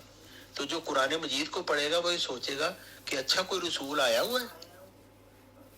تو وہ رسول پھر آدمی دیکھے کہ کون ہے اس وقت جس نے دعویٰ کیا ہے, اور دعویٰ ان شرائط پہ کیا ہے جن میں خدا تعالی نے بتایا ہے. کہ شرائط کون سی ہیں؟ عام سی شرائط ہیں, کوئی بہت لمبی نہیں ہے. سب سے پہلی شرط یہ ہے کہ وہ مشرک نہ ہو, اللہ تعالیٰ کے اوپر یقین رکھنا ہو, خدا تعالیٰ کی عبادت گزار ہو. مشرک جو ہے وہ تو ظاہر خدا تعالیٰ کے نام حقدار نہیں ہو سکتا. دوسری بات جو اللہ تعالیٰ نے قرآن مجید میں بتائی کہ اسلام کے علاوہ کوئی اور دین قبول نہیں کیا جائے گا, اور جو اسلام کے علاوہ کوئی دین لے کے آئے گا وہ آخرت میں گھاٹا کھانے والا ہوگا. تو وہ اسلام سے باہر نہیں ہو سکتا ایسا نبی. اور پھر اللہ تعالیٰ نے دو اہم باتیں بتا دی. ایک بات تو میں نے بتا دی, دوسری اہم بات وہ بتائی جو سورہ نساء کی آیت 70 میں ہے کہ اللہ تعالیٰ کا عبادت گزار ہونے کے ساتھ حضرت محمد صلی اللہ علیہ وسلم کا اطاعت گزار ہو, ورنہ ایک ٹکے کا روحانی انعام نہیں تمہیں ملے گا. اگر تم حضرت محمد صلی اللہ علیہ وسلم کی اطاعت نہیں کرنے والے ہوگے تو ایک ٹکے کا انعام نہیں تمہیں ملے گا. اور پھر حضرت محمد صلی اللہ علیہ وسلم کی اطاعت گزار ہونے کے بعد حضرت محمد صلی اللہ علیہ وسلم کے خاتم الخلفاء کی اطاعت بھی ضروری ہے, حضرت مرزا غلام محمد علیہ السلام کی. کیونکہ وہ لوگ جو حضرت مرزا غلام محمد علیہ السلام کا انکار جنہوں نے کر دیا, اپنے آپ کو مسلمان کہتے ہیں, وہ تو فاسقین میں شامل ہو گئے. اور فاسق ہوتا ہے اللہ رسول کا نافرمان. تو اللہ اور رسول کا نافرمان جو ہے وہ تو کوئی انعام نہیں پا سکتا. تو اس لیے ضروری ہے کہ وہ شخص خدا کو ماننے والا ہو, نبی رسول اکرم حضرت خاتمین محمد صلی اللہ علیہ وسلم کا اطاعت گزار, کسی اور نبی کا اطاعت گزار نہیں. حضرت موسیٰ کی اطاعت سے انعام نہیں ملے گا, حضرت عیسیٰ کی اطاعت سے انعام نہیں ملے گا, حضرت ابراہیم کی اطاعت سے انعام نہیں ملے گا. حضرت محمد صلی اللہ علیہ وسلم کا اطاعت گزار اور حضرت مرزا غلام محمد علیہ السلام کو ماننے والا ہو, جماعت احمدیہ کا ممبر ہو. اور جماعت احمدیہ کون سی؟ وہ جو حضرت مرزا غلام محمد علیہ السلام کی مرزائی خلافتی گدی کا ممبر نہ ہو. تو اس شخص کو پھر خدا تعالیٰ کی طرف سے یہ انعام ملے گا. ایسا شخص وہ آ سکتا ہے. تو آج دیکھیں, اپنے ارد گرد نظر دوڑائیں, ان خصوصیات سے کون سا وہ شخص ہے جس میں یہ خصوصیات پائی جاتی ہیں جو دعوے دار ہے. تو اس کو مانیں. خدا تعالیٰ کی محبت اگر آپ پانا چاہتے ہیں, کیونکہ اللہ تعالیٰ نے تو قرآن مجید میں صاف فرما دیا ان کنتم تحبون اللہ, کہ اللہ تعالیٰ فرماتا ہے حضرت محمد صلی اللہ علیہ وسلم کہ ان کو کہہ دو کہ خدا کی محبت پانا چاہتے ہو نا تو میری پیروی کرو تو خدا تم سے محبت کرنے لگ پڑے گا. تو اگر حضرت محمد صلی اللہ علیہ وسلم کی پیروی کرنا چاہتے ہو نا تو ان کے خاتم الخلفاء کی پیروی کرو, اور خاتم الخلفاء کی پیروی کرنا چاہتے ہو تو جس حدیث مجددین کے مطابق جس نے 15ویں صدی میں آنا تھا حضرت محمد صلی اللہ علیہ وسلم کی ارشاد کے مطابق اس کی پھر پیروی کرو. کیونکہ حضرت محمد صلی اللہ علیہ وسلم نے تو صاف فرما دیا کہ جو شخص اپنے وقت کے امام کی شناخت نہیں کرتا اس کی موت چاہلوں کی سی ہوگی, اور وہ حقانی معرفت اور حقیقی ایمان سے بے نصیب رہے گا. خدا تعالیٰ نے تو کھول کے بتا دیا کہ یہ علاج ہے خدا کی طرف سے. اور پھر کوئی یہ شخص کہے کہ جی یہ تو زندگی ہے, مر تو جانے ہی ہے, کوئی عذاب سے مر گیا, کوئی کورونا سے مر گیا, کوئی زلزلے سے مر گیا, تو پھر کیا ہو گیا. لیکن میں ایسے نادان کو کہوں گا زندگی اور موت جو ہے یہ امپورٹنٹ نہیں ہے. موت کس طرح کی ہوتی ہے؟ اگر آپ کی موت اس طریقے سے ہوتی ہے, اس حالت میں ہوتی ہے کہ آپ اندھوں کی طرح اگلی زندگی میں جاتے ہیں اور خدا تعالیٰ کو آپ نے شناخت نہیں کیا تو آگے بھی پھر آپ اندھے ہی رہیں گے. جیسے قرآن مجید میں اللہ تعالیٰ فرماتا ہے کہ جو اس دنیا میں اندھا ہے وہ آخرت میں بھی اندھا ہی اٹھے گا.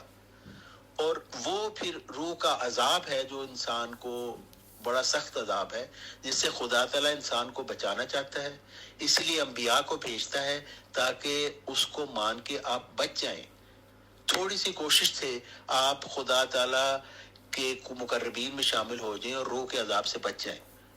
کیونکہ روح کا عذاب یہ نہیں کہ وہاں پہ کوئی فرشتے ہیں جو پتھر کا کولا جھونک رہے ہیں اور وہ الاؤ ہے. وہ انسان کی روح کے اندر کا عذاب ہے. یہ بات لوگ سمجھتے نہیں ہیں.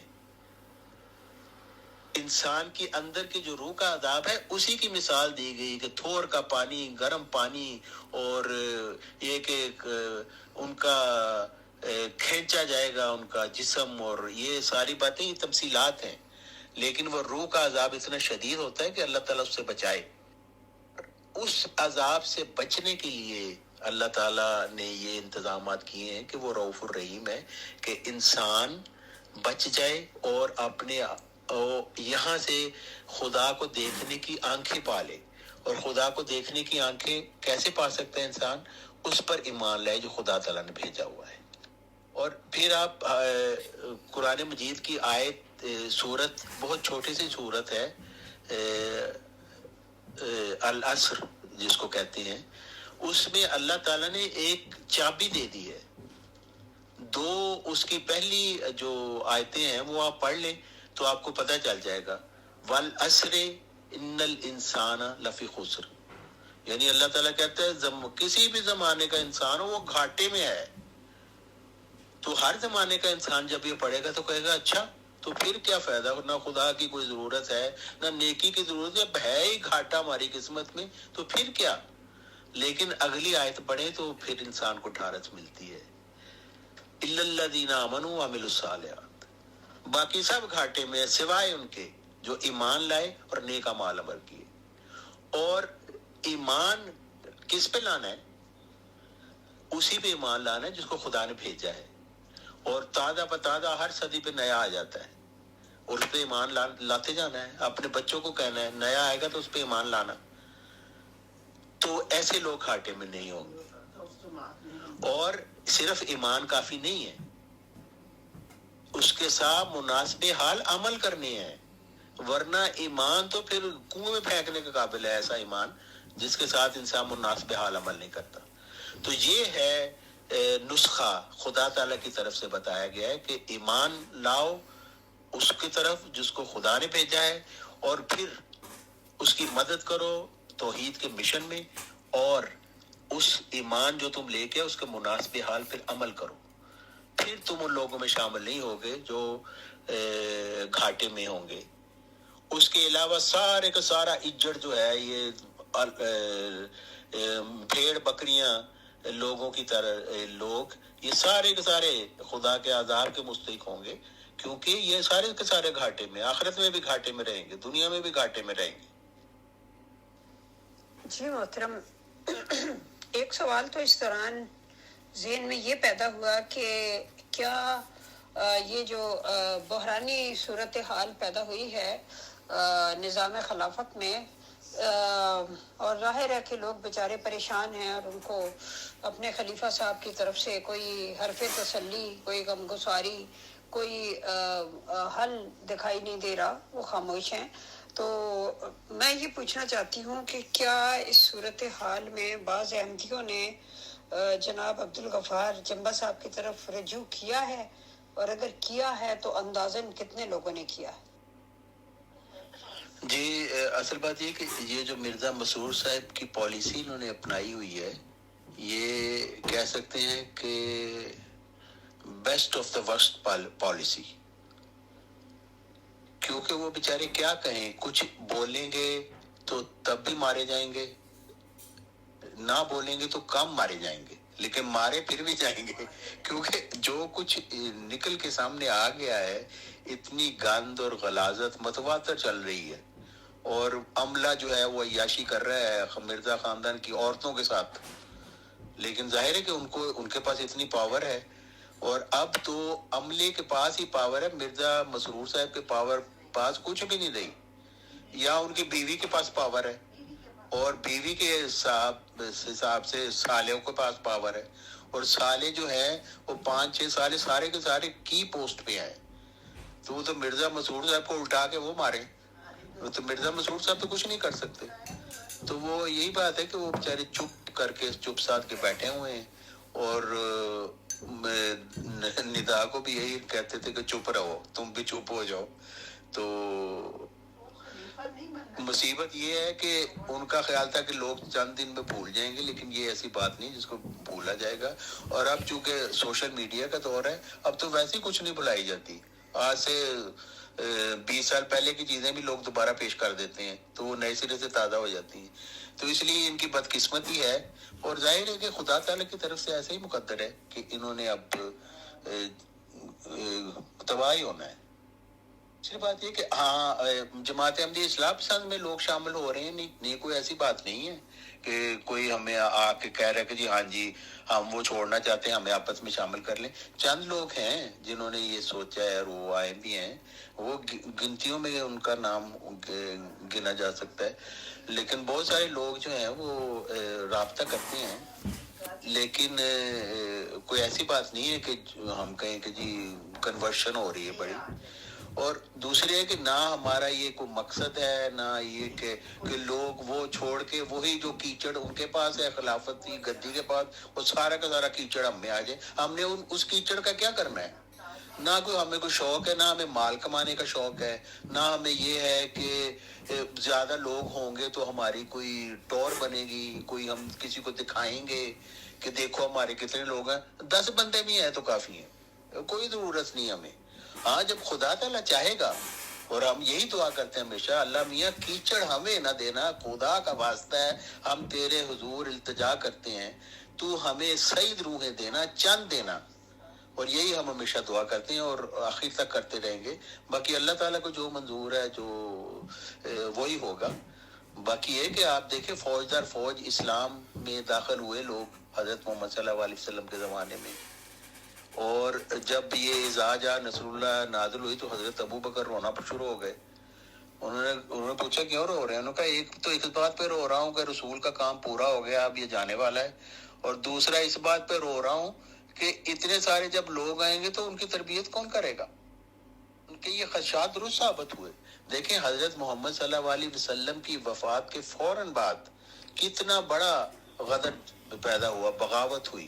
حضرت ابو بکر کو ان کے ساتھ لڑائی کرنی پڑی یہاں تک کہ.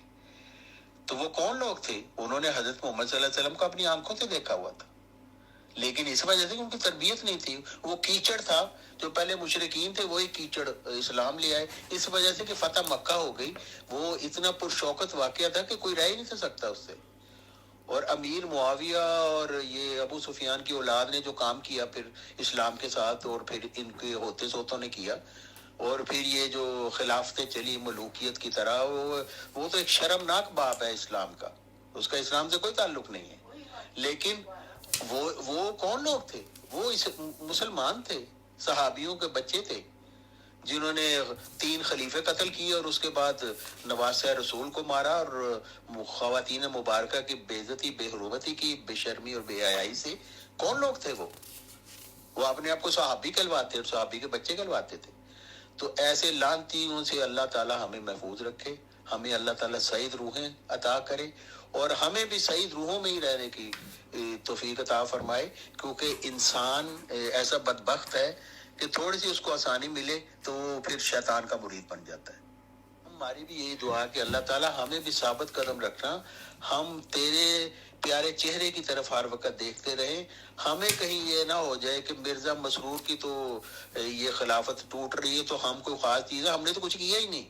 ایک کہتے ہیں نا ایک تیلے کا کام نہیں ہم نے کیا، یہ سارا کام اللہ تعالیٰ کی تقدیر سے جاری ہوا ہے، اور آئندہ بھی جو اس کا رزلٹ نکلے گا اللہ تعالیٰ کی تقدیر سے ہوگا.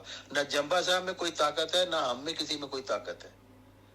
ہم تو بس خدا تعالیٰ کے ایک سمبل ہیں، بنے ہوئے ہیں، ورنہ ہماری طاقت کچھ نہیں ہے کہ ہم کسی قسم کی کوئی تبدیلی کر دیں، کسی کے دل کو تبدیل کر دیں. ہم میں کوئی طاقت نہیں.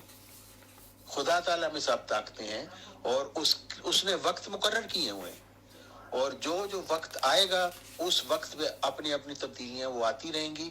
اور جو خدا تعالیٰ کا بھیجا ہوا ہے بہرحال بول بالا اسی کا ہوگا، کیونکہ سچائی اسی کے ساتھ ہے انشاءاللہ تعالی. جی محترم، اگلا سوال یہ ہے کہ کیا محترم عبدالغفار جنبا صاحب جو ہیں وہ صرف احمدیوں کی طرف آئے ہیں، یعنی احمدیوں کو جو اسیر ہیں ان کو رستگاری دیں اور ان کے مسائل حل کریں، یا وہ باقی مسلمانوں اور دیگر اقوام کی طرف بھی بھیجے گئے ہیں؟ یہ دیکھیں جو حضرت محمد صلی اللہ علیہ وسلم کا مشن ہے وہ تو تمام دنیا کی طرف ہے، لیکن 2.5 ارب عیسائی ان کو کاذب نبی سمجھتے ہیں۔ ظاہر کاذب سمجھتے ہیں تو ان پہ ایمان ہی نہ لے کے آئے، لیکن ان کا مشن سب کے لیے ہے۔ جو مشن کو ان کے مشن کو پڑھے گا، ان کے دعوے کو سنے گا، ان کے دلائل کو سنے گا، ان پر غور کرے گا، تو وہ ہو سکتا ہے ان کو وہ اپنا آقا مان لے، روحانی پیشوا مان لے، لیکن جو نہیں سنے گا وہ ان کو نہیں مانے گا۔ اسی طرح حضرت مرزا غلام محمد علیہ السلام بھی اسلام کو ریپریزنٹ کرتے تھے، سارے دنیا کے لیے آئے تھے، لیکن ان کو کسی اور نے کیوں سننا تھا؟ کیونکہ وہ تو پہلے ہی اسلام کو جو ریجیکٹ لوگ کر چکے ہیں، ان کو اس سے کیا غرض تھی کہ اسلام میں کوئی شخص آ کے کہہ رہا ہے میں خدا کا نبی ہوں؟ تو ظاہر انہوں نے سننا نہیں تھا۔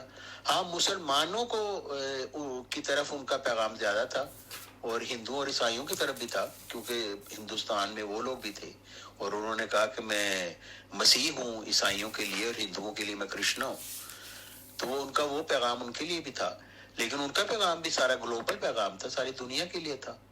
لیکن ظاہر ہے جنہوں نے حضرت مرزا غلام احمد السلام کو ریجیکٹ کر دیا، عیسائی اور ہندو اور یہودی، وہ تو پہلے ریجیکٹ کر چکے تھے، مسلمانوں نے بھی ریجیکٹ کر دیا، تو وہ تو نکل گئے نا، پھر اس میں سے فاسقین میں شامل ہو گئے۔ تو ہم کہیں کہ جی نہیں جی ہم آپ کے لیے بھی آئے، وہ کہتے چلو چل، ہم تو تمہیں مانتے نہیں ہیں، تو ہماری طرف آئے ہو۔ تو یہ انتہائی بیوقوفی ہے کہ میں کہتا ہوں نہیں دوسرے لوگوں کو پکڑ پکڑ کے کہوں میں بھائی ہم تمہارے لیے بھی ہم آئے ہیں، وہ کہتے نہیں جی ہمیں آپ کی ضرورت نہیں، مہربانی کرے گھر جائیں۔ تو جو خدا کا نبی اسلام میں جو بھی آئے گا مجدد، وہ ساری دنیا کے لیے آئے گا، لیکن سننے والے چند ہوں گے۔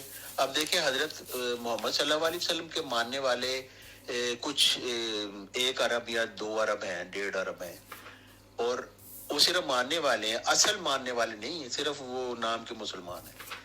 اور اس میں سے وہ چند لوگ جنہوں نے حضرت مرزا غلام محمد علیہ السلام کو مان لیا، وہ اصل میں تھے جو حضرت محمد صلی اللہ علیہ وسلم کو ماننے والے تھے، اور حضرت مرزا غلام محمد السلام کو ماننے والے جو تھے ان میں سے پھر وہ چھوڑ گئے سارے، اور چند رہ گئے جنہوں نے پھر حضرت جمبا صاحب کو مان لیا۔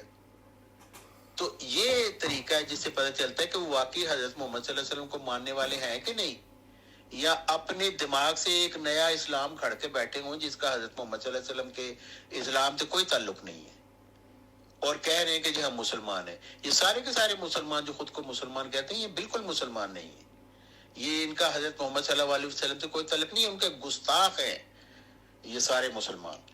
اور مرزائی اس وقت حضرت محمد صلی اللہ علیہ وسلم کے بھی گستاخ ہیں، اور حضرت مرزا غلام محمد علیہ السلام سے بھی سب سے بڑے گستاخ ہیں، کیونکہ وہ پیش گوئی جو حضرت محمد صلی اللہ علیہ وسلم نے کی تھی، حضرت مرزا غلام محمد علیہ السلام نے کی تھی، جو بنیادی عقائد انہوں نے پیش کی، ان کا یہ انکار کر چکے ہیں۔ اور جمبا صاحب کا انکار اس لیے کر لیا کیونکہ ظاہر مرزائی خلافتی گدی پھر کیسے چلے گی۔ جمبا صاحب کا پیغام بھی اسلام کے پیغام کی طرح گلوبل پیغام ہے، کیونکہ وہ اسلام کو ریپریزنٹ کر رہے ہیں، کوئی نیا دین تو لے کے نہیں آئے۔ حضرت محمد صلی اللہ علیہ وسلم ایک زندہ آخری نبی ہیں، اور قیامت تک اب کوئی اور نبی نہیں آئے گا، اور قرآن مجید آخری روحانی کتاب ہے، الہامی کتاب ہے، اب کسی اور کتاب کی ضرورت نہیں ہے۔ لیکن مجددین کا سلسلہ جو حضرت محمد صلی اللہ علیہ وسلم کے خلفاء ہیں، ایسے ہی ہے کہ جیسے حضرت محمد صلی اللہ علیہ وسلم ہر صدی کے سر پر دوبارہ آتے ہیں اور لوگوں کو کہتے ہیں کہ وہ لوگوں جو دین کو بھول چکے، آج میں تمہیں یاد دلاتا ہوں دین میرا کیا دین ہے۔ جو ان کو مان لیتے ہیں وہ حضرت محمد صلی اللہ علیہ وسلم کے پیارے ہیں، جو ریجیکٹ کر لیتے ہیں وہ قرآن مجید نے ان کو خبیث قرار دیا ہے۔ تو یہ سلسلہ قیامت تک چلتا رہے گا۔ اب کوئی عیسائی اگر آ کے پوچھے گا جی آپ میری طرف آئے ہیں، تو ہم کہیں گے ہاں جی ہم آپ کی طرف بھی آئے ہیں۔ اگر آپ نے ماننا ہے، جاننا ہے کہ خدا تعالیٰ سے محبت کرنی ہے، تو آپ کو سب سے پہلے حضرت محمد صلی اللہ علیہ وسلم پر ایمان لانا پڑے گا، پھر حضرت مرزا غلام محمد علیہ السلام پر ایمان لانا پڑے گا، پھر حضرت عبد الغفار جمبہ علیہ السلام پر ایمان لانا پڑے گا، اور پہلے سارے مجددین پر جو گزر چکے ہیں. تو یہ بتدریج طریق ہے، اور یہ دعوت ساری دنیا کے لیے ہے. جی محترم، میرا اگلا سوال یہ ہے کہ یہ جو آپ نے قرآن کریم کی ایک آیت کا حوالہ دیا کہ جس میں کہا گیا ہے کہ اسلام کے سوا کوئی اور دین قبول نہیں کیا جائے گا، اس کے بارے میں بعض لوگ یہ کہتے ہیں کہ اسلام کا لفظ جو ہے اس کا مطلب ہے کمپلیٹ سرنڈر، یعنی بالکل اپنے آپ کو وہ کیا کہتے ہیں، ترک رضائے خواہش پہ مرضی خدا، یعنی اسلام کا مطلب ہے کہ اپنی رضا کو خدا کی رضا کے لیے ترک کر دینا، چھوڑ دینا، کمپلیٹ سرنڈر کر دینا. تو مقصد یہ ہے کہ اس کا اگر مفہوم پہ جائیں تو جو شخص بھی جہاں بھی ہے وہ اگر اپنی رضا کو خدا کی رضا کے لیے ترک کر دیتا ہے اور خدا کے احکامات کے آگے کمپلیٹ سرنڈر کر دیتا ہے تو وہ ہے اصل میں اسلام پہ قائم. اور باقی جو لوگ نام پیدا تو مسلمان گھروں میں ہو جاتے ہیں لیکن اپنی منمانی ساری عمر کرتے رہتے ہیں، وہ نام کے مسلمان ہیں، ان پر مفہوم کے لحاظ سے یہ صادق نہیں آتا. اس بارے میں کچھ بتائیے. اصل بات ہے کہ اسلام کیا ہے، اس کی تعریف ہم نے کسی آج کے ٹام ڈک اینڈ ہیری سے پوچھنی ہے کہ جی یہ ذرا بتانا ہے یہ اسلام کا اصل میں مطلب کیا ہے. بھئی وہ قرآن مجید میں سارا کچھ بتا دیا گیا ہے. اسلام بالکل سرنڈر کرنے کا نام ہے. سرنڈر کس کے آگے کرنا ہے؟ اللہ تعالیٰ کے آگے. اللہ تعالیٰ کون ہے؟ وہ قرآن مجید نے بتایا ہے. اور اللہ تعالیٰ، جب اللہ تعالیٰ کو ہم نے ماننا ہے تو پھر دیکھنا اللہ تعالیٰ ہم سے چاہتا کیا ہے. اللہ تعالیٰ نے کیا فرمایا قرآن مجید میں کہ ان سے کہہ دو اے رسول کہ اگر خدا کی محبت چاہتے ہو تو میری پیروی کرو. تو اگر ہم خدا کی محبت چاہتے ہیں تو ہم پھر حضرت محمد صلی اللہ علیہ وسلم کی پیروی کریں گے. اور اللہ تعالیٰ فرماتا ہے کہ پھر اس کی پیروی کرے ہوئے تو پھر تم حقدار بن جاؤ گے ان 4 انعامات کے. اللہ تعالیٰ چاہے جس کو عطا کرے اس کی مرضی ہے، لیکن کوالیفائی ہو جاؤ گے تم اس کے لیے. تو یہ تو صاف باتیں ہیں کہ خدا کے آگے ہم نے سرنڈر کرنا ہے. اس کا مطلب ہے کہ جو خدا ہم سے چاہتا ہے وہ ہم کریں گے، اور خدا کیا چاہتا ہے وہ ہم نے قرآن مجید سے پوچھنا ہے، جو اللہ تعالیٰ کی وہ کتاب ہے جس کی حفاظت کا وعدہ اللہ تعالیٰ نے کیا ہے. اس میں اللہ تعالیٰ نے فرما دیا کہ یہ جو اسلام مذہب ہے جس کے نبی حضرت محمد صلی اللہ علیہ وسلم ہے اور جن کی سنت پہ عمل کرنا ہے اور جس کی الہامی کتاب قرآن مجید ہے، یہ والا جو اسلام ہے نا، اس کو اگر کوئی ریجیکٹ کرے گا تو وہ گھاٹے میں رہے گا، دنیا میں بھی اور آخرت میں بھی. کسی اور سے ہم نے نہیں پوچھنا. مطلب اتنی بڑی موٹی قرآن مجید کی الہامی کتاب کو چھوڑ کے ہم باہر نکلیں اور سارے سے پوچھیں جی آپ بتائیں آپ کے خیال میں اسلام کیا ہے، تو یہ ہماری عقل کا قصور ہوگا، کیونکہ اللہ تعالیٰ نے ساری باتیں اسی میں بتا دی ہیں اور سوالوں کے جواب وہیں سے ملیں گے. اور سوالوں کے جواب میں نے آپ کو بتا دی کہ وہ یہ ہے کہ رسول کی پیروی کرو گے تو انعام پاؤ گے، ورنہ ایک معمولی سا روحانی انعام نہیں پا سکتے. جی محترم، میرا آخری سوال آج کے پروگرام کا یہ ہے کہ جو بھی سچے لوگ آتے رہے ہیں، یعنی جینوئن لوگ، وہ اپنی زندگی میں تو ان کو پذیرائی نہیں ملی. ہاں ان دی لانگ رن ان کا بول بالا ہو جاتا ہے، یعنی جب وہ دنیا سے جا چکے ہوتے ہیں تو اس کے بعد پھر ان کے خیالات اور نظریات کو لوگ سمجھنے لگتے ہیں، ان کو ماننے لگتے ہیں، جیسے ہم حضرت عیسیٰ علیہ السلام کا دیکھتے ہیں. اس کے علاوہ ہم دنیاوی اس میں صوفیانہ میدان میں ہم دیکھتے ہیں منصور حلاج کو دیکھتے ہیں. یعنی اس وقت تو سارا شہر تماشا دیکھنے کے لیے جمع تھا نا جب ان کو سولی دی جانی تھی. سقراط کو ہم دیکھتے ہیں کہ وہ جیزس کرائسٹ سے بھی پہلے تھا لیکن اب تک لوگ اس کا نام عزت سے لیتے ہیں. اس کے علاوہ ہم حضرت امام حسین علیہ السلام کو دیکھتے ہیں کہ اس وقت تو ظاہر ہے وہ بالکل ایک قسم پرسی کی حالت میں دشمن لشکر کے ہاتھوں مطلب ہے کہ بے دردی سے شہادت کے رتبے پہ ان کو فائز کیا گیا. تو یہ جو سارا سلسلہ ہے اس کا مطلب ہے اس بات سے کوئی بھی پرواہ نہیں کرنی چاہیے کہ جی جو بھی معمور ہونے کا دعویٰ کر رہا ہے اس کی کتنی پذیرائی ہو رہی ہے. یہ تو بالکل irrelevant بات ہے کیونکہ نہ صرف دین کے میدان میں بلکہ دنیاوی میدانوں میں بھی ہم دیکھتے ہیں. جیسے گلیلیو تھا, اس نے جب یہ کہا کہ جی زمین جو ہے وہ سورج کے گرد چکر لگاتی ہے تو اس وقت اس کو جھٹلا دیا گیا اور بلکہ اس کو جیل ویل میں ڈالا گیا.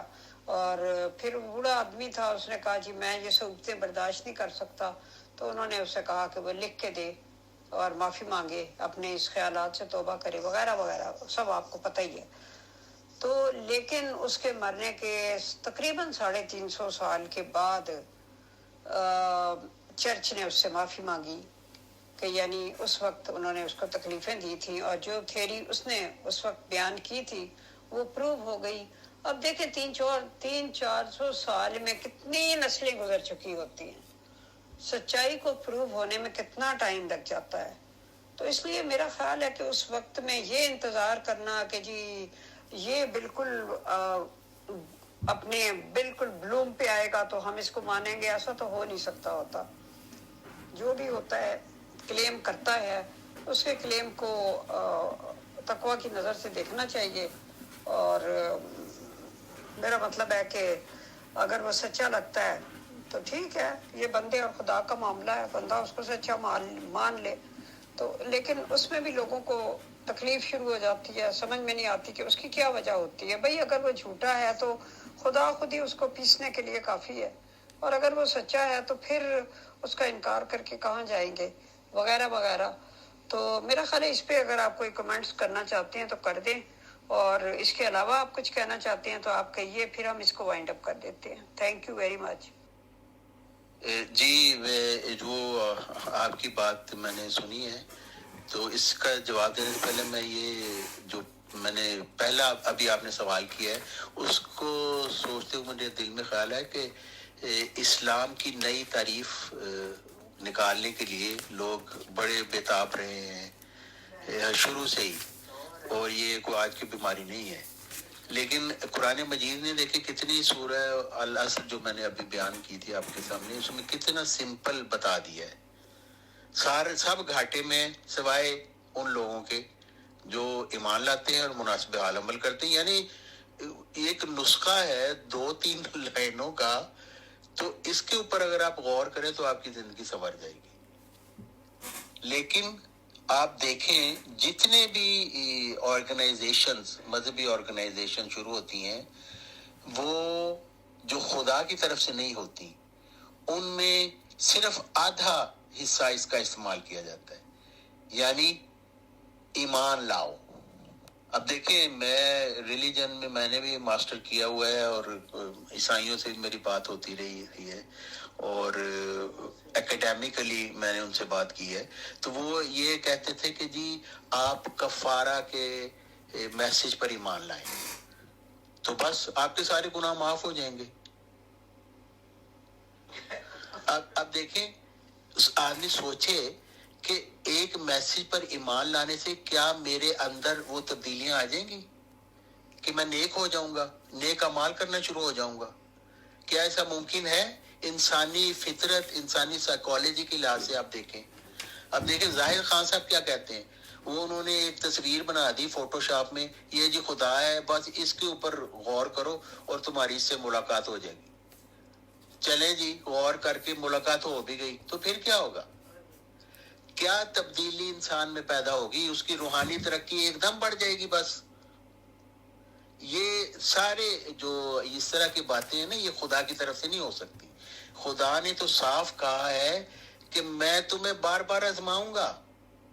تم کہو گے اللہ میاں میں ایمان لایا, اللہ میاں کہے گا ٹھہر جا ابھی تیرا انتظام کرتا ہوں. وہ یہ نہیں کہتا اچھا آؤ جی بھی میں تمہیں سجدہ کرتا ہوں, میں تمہیں چائے پلاتا ہوں, میں تمہارے گانے سنتا ہوں.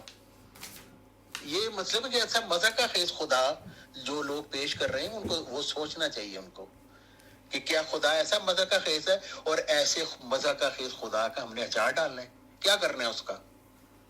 اور گانے بجانے کے لیے، ناچ گانے کے لیے تو دنیا میں ویسے ہی بہت موجود ہیں لوگ، تو خدا کو بھی اسی کام پہ لگا دینا ہے کہ آپ گانا یاد کر کے آئیں اور وہاں پہ کیری اوکی جا کے گائیں، تو یہ آپ سمجھیں میری خدا سے ملاقات ہو گئی۔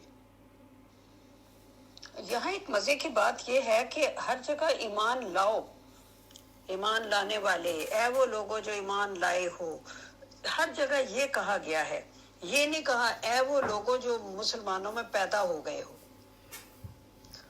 میرا مطلب ہے جو پیدا ہو گیا ہے اس کو بھی، اس کا بھی ایمان لانا تب ہوگا جب وہ شعور اور بصیرت کے ساتھ اس تعلیم کو قبول کرتا ہے۔ صرف پیدا ہو جانے کا حادثہ کسی کو مسلمان نہیں بنا سکتا، وہ نام کا تو ہو سکتا ہے کیونکہ وہ اس خاندان میں اور اس مذہب میں پیدا ہوا ہے، لیکن اصل میں ہر جگہ کہا گیا ایمان لاؤ، اس کا مطلب لانا، یعنی اس کے لیے مشقت کرنی پڑے گی، سوچنا پڑے گا، غور کرنا پڑے گا، بصیرت کے ساتھ قائم ہونا پڑے گا۔ دین انسان کے اندر ایک تبدیلی چاہتا ہے، اور یہ تبدیلی آسان کام نہیں ہے، بہت مشکل کام ہے، اور اس کے لیے جد و جہد کرنی پڑتی ہے، بار بار اٹھ کے گرتا ہے آدمی، پھر اٹھتا ہے، پھر گرتا ہے، پھر اٹھتا ہے، خدا سے دعائیں کرتا ہے، اللہ میاں میری مدد کر، مجھ میں تبدیلی پیدا نہیں ہو رہی۔ تو یہ ایک ساری عمر کا ایک سلسلہ ہے جس سے انسان کے اندر تبدیلی پیدا ہوتی ہے، اور پھر وہ آہستہ آہستہ بتدریج وہ ایمان کے درجات طے کرنا شروع کر دیتا ہے۔ تو یہ دیکھ رہے یہ بیماری صوفیاء میں کتنی بڑی بیماری تھی، یہ بھی ایک بہانہ تھا اسلام کو چھوڑنے کا۔ صوفیزم نے سب سے زیادہ نقصان اسلام کو پہنچایا ہے، نچ کے یار منانا ہے، اور بھائی حضرت محمد صلی اللہ علیہ وسلم نے کیوں نہیں نچ کے یار منا لیا؟ اس کے بعد حضرت محمد صلی اللہ علیہ وسلم کے صحابہ نے کیوں نہیں نچ کے یار منایا؟ اسلام تو کہتا ہے سب سے بڑی قربانی جب تو تم کرنا چاہتے ہو نا اپنے نفس کی، تو تہجد کے وقت اٹھو اور خدا سے دعائیں مانگو۔ لیکن صوفی کیا کہتے ہیں، کنویں میں الٹا لٹک جاؤ، کوئلوں پہ چلو۔ یہ صوفیزم نے لوگوں کو نا عبادت سے ہٹایا، نیک کام کرنے سے ہٹانے کی بجائے کہ چلو جی نچ گال رہو، قوالی سن لو جمعے کے جمعے، تو باجی یہ تمہاری عبادت ہوگی۔ یہ ساری باتیں جو ہے یہ خدا سے دور کرنے والی ہیں۔ ناچ گانے کا انتظام کر لو، وہ اپنا میوزک بھی سن لی اور عبادت بھی ہو گئی، تو چلو جی دونوں کام ہو گئے، اللہ اللہ خیر، چل کل سے پھر نئے سرے سے اپنے جو کام بھی کر رہے ہو اس میں چالی ہو جاؤ۔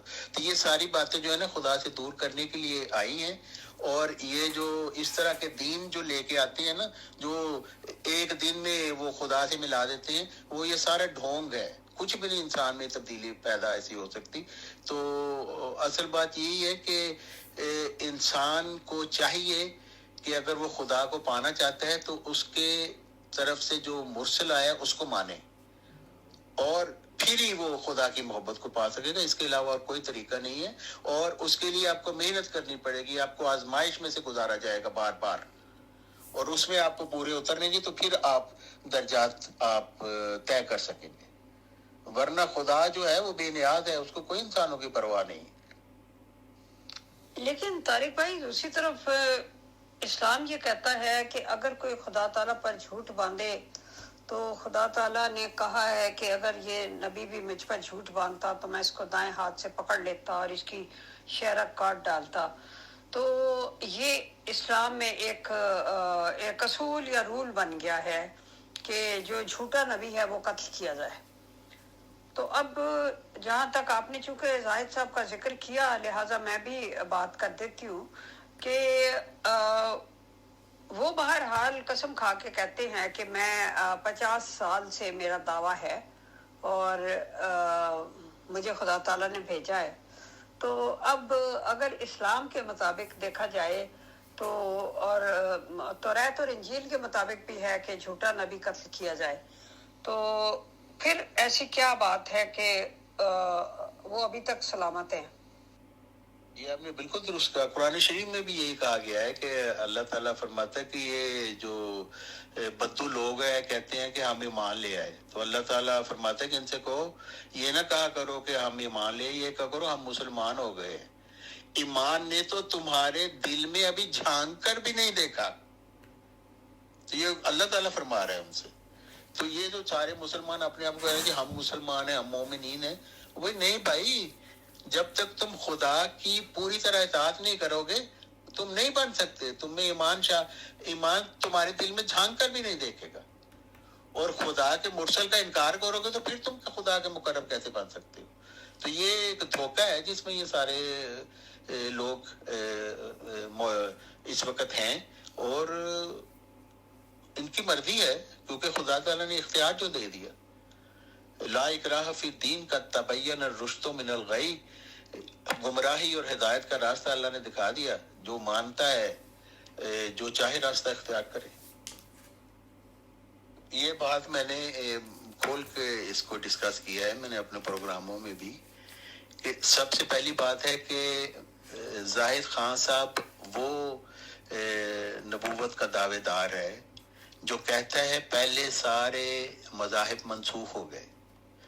قرآن مجید جو ہے نا وہ خدا کا کلام نہیں ہے, وہ انسان کا کلام ہے. تو ہم کہتے ہیں, ایک دفعہ میں نے ان کو سنا, وہ کہتے ہیں اس میں 10% صرف خدا کا کلام ہے, 90% انسانوں کا کلام ہے. میں کہتا ہوں اس میں اگر 0.1% بھی انسان کا کلام ہونا تو ساری کی ساری کتاب رتی میں پھینکنے کے لائق ہے. تو زاہد خان صاحب کو اتنا نہیں پتا کہ ایک کتاب جس میں 10% صرف خدا کا اور 90% انسان کا کلام ہو, اس کی تو کوئی وقت ہی نہیں ہے. اور اسی بے وقت کتاب کو جس کو وہ رد کر چکے ہیں, اسی کی ایک آیت پیش کر کے کہتے ہیں دیکھو اس میں میری صداقت بیان ہوئی ہے. یعنی لوگ کیسے نادان ہیں کہ ان کو یہ سمجھ نہیں آتی کہ یہ شخص بیچارہ کیسا مجبور نبوت کا دعوے دار ہے کہ ایک مذہب کو رد کرتا ہے, ایک الہامی کتاب کو جھوٹا قرار دیتا ہے, اور پھر کہتا ہے یہ جھوٹی کتاب کے صفحہ نمبر اتنے پر دیکھو اس میں لکھا ہوا ہے زاہد خان سچا ہے. یعنی یہ انتہائی مزہ کا خیز بات ہے, اور یہ مزہ کا خیز بات وہی کر سکتا ہے جو خدا کی طرف سے نہیں شیطان کی طرف سے ہے. دوسرے کہ یہ ایک شخص جو اسلام کا دعوے دار ہی نہیں ہے, اسلام کے نبی کو ہی نہیں مانتا, اسلام کو نہیں مانتا, اسلام کے پیش کردہ خدا کو ہی نہیں مانتا, وہ کیسے کہہ سکتا ہے کہ وہ خدا اس آیت کو میرے اوپر سچ کر کے دکھائے گا؟ بھی وہ آیت تو تمہارے لیے سچی ہے ہی نہیں ہے. اس لیے ان کا یہ دعویٰ بالکل غلط ہے کہ چونکہ قرآن میں یہ لکھا ہوئی تمہارے جیسے لوگوں کے لیے نہیں ہے, وہ ان لوگوں کے لیے ہے جو اسلام میں آ کر دعویٰ کرتے ہیں.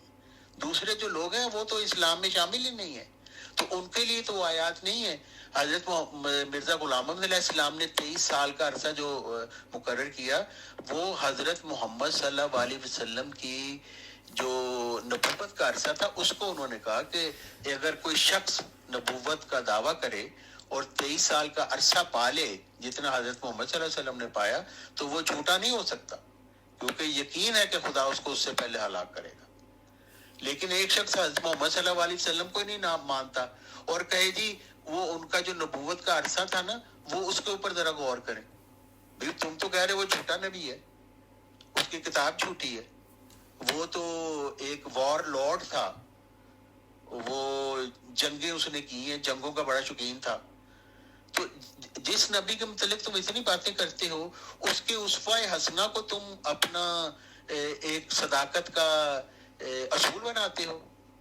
تو میں کہتا ہوں مرزا یہ جو زاہد صاحب ہیں ان کے پیروکاروں کو سوچنا چاہیے کہ یہ کیسا نادان نبی ہے جو پہلے کہتا ہے سب کچھ جھوٹ ہے اور پھر اسی جھوٹ میں سے کہتا ہے اس میں دیکھو, اسی جھوٹ میں ڈھونڈ کے دیکھو ذرا, اسی میں میرا سچ موجود ہے. لا حول ولا قوت الا باللہ. جی طارق بھائی بہت بہت شکریہ, آپ تشریف لائے, اتنا ٹائم آپ نے دیا, آپ نے ہمارے سوالوں کے جواب دیے, آپ نے جماعت احمدیہ کی موجودہ بحرانی صورتحال کا تجزیہ بھی کیا, اور آپ نے اپنی طرف سے بہت آسان حل پیش کیا، لیکن میرا خیال ہے کہ یہی حل ان کے لیے سب سے زیادہ مشکل ہے قبول کرنا. تو بہرحال آپ کی تشریف آوری کا بہت بہت شکریہ. جزاکم اللہ واسن الجزا. جی بہت شکریہ. مجھے آپ سے گفتگو کر کے بہت لطف آتا ہے اور میں سمجھتا ہوں کہ میری اپنی بہت تربیت ہوتی ہے. تو میں آپ کا شکر گزار ہوں، آپ نے مجھے موقع دیا. اور ایک بات جو میرے ذہن میں آئی جو ہم کسی اور پروگرام میں کریں گے، کہ جو انسانی علم ہوتا ہے اس میں جو ریولوشن انقلاب آتا ہے نا، اس کا ایک خاص اس کے متعلق لکھا گیا ہے. تو یہ جماعت احمدیہ کا جو یہ ہے ریولوشن جو علمی اس میں ہے، اس کے متعلق میں سمجھتا تھا کہ ہم کسی وقت ایک پروگرام کریں پورا، اور اس میں بتاؤں گا کہ اس میں کیا کیا فیکٹرز ہوتے ہیں جو ہر طرح کے علم، ویسے تو وہ سائنٹیفک نالج کے متعلق وہ بات کی گئی ہے، لیکن ہر طرح کا علم آپ دیکھیں گے وہ انہی اصولوں پہ چلتا ہے. تو اس کے متعلق انشاءاللہ ہم ایک پروگرام کریں گے تو اس کے متعلق بتاؤں گا کہ وہ بڑے انٹرسٹنگ پروگرام ہوگا. تو جو علم دوست لوگ ہیں ان کو سن کے بڑا لطف آئے گا انشاءاللہ. بہت بہت شکریہ آج کے لیے.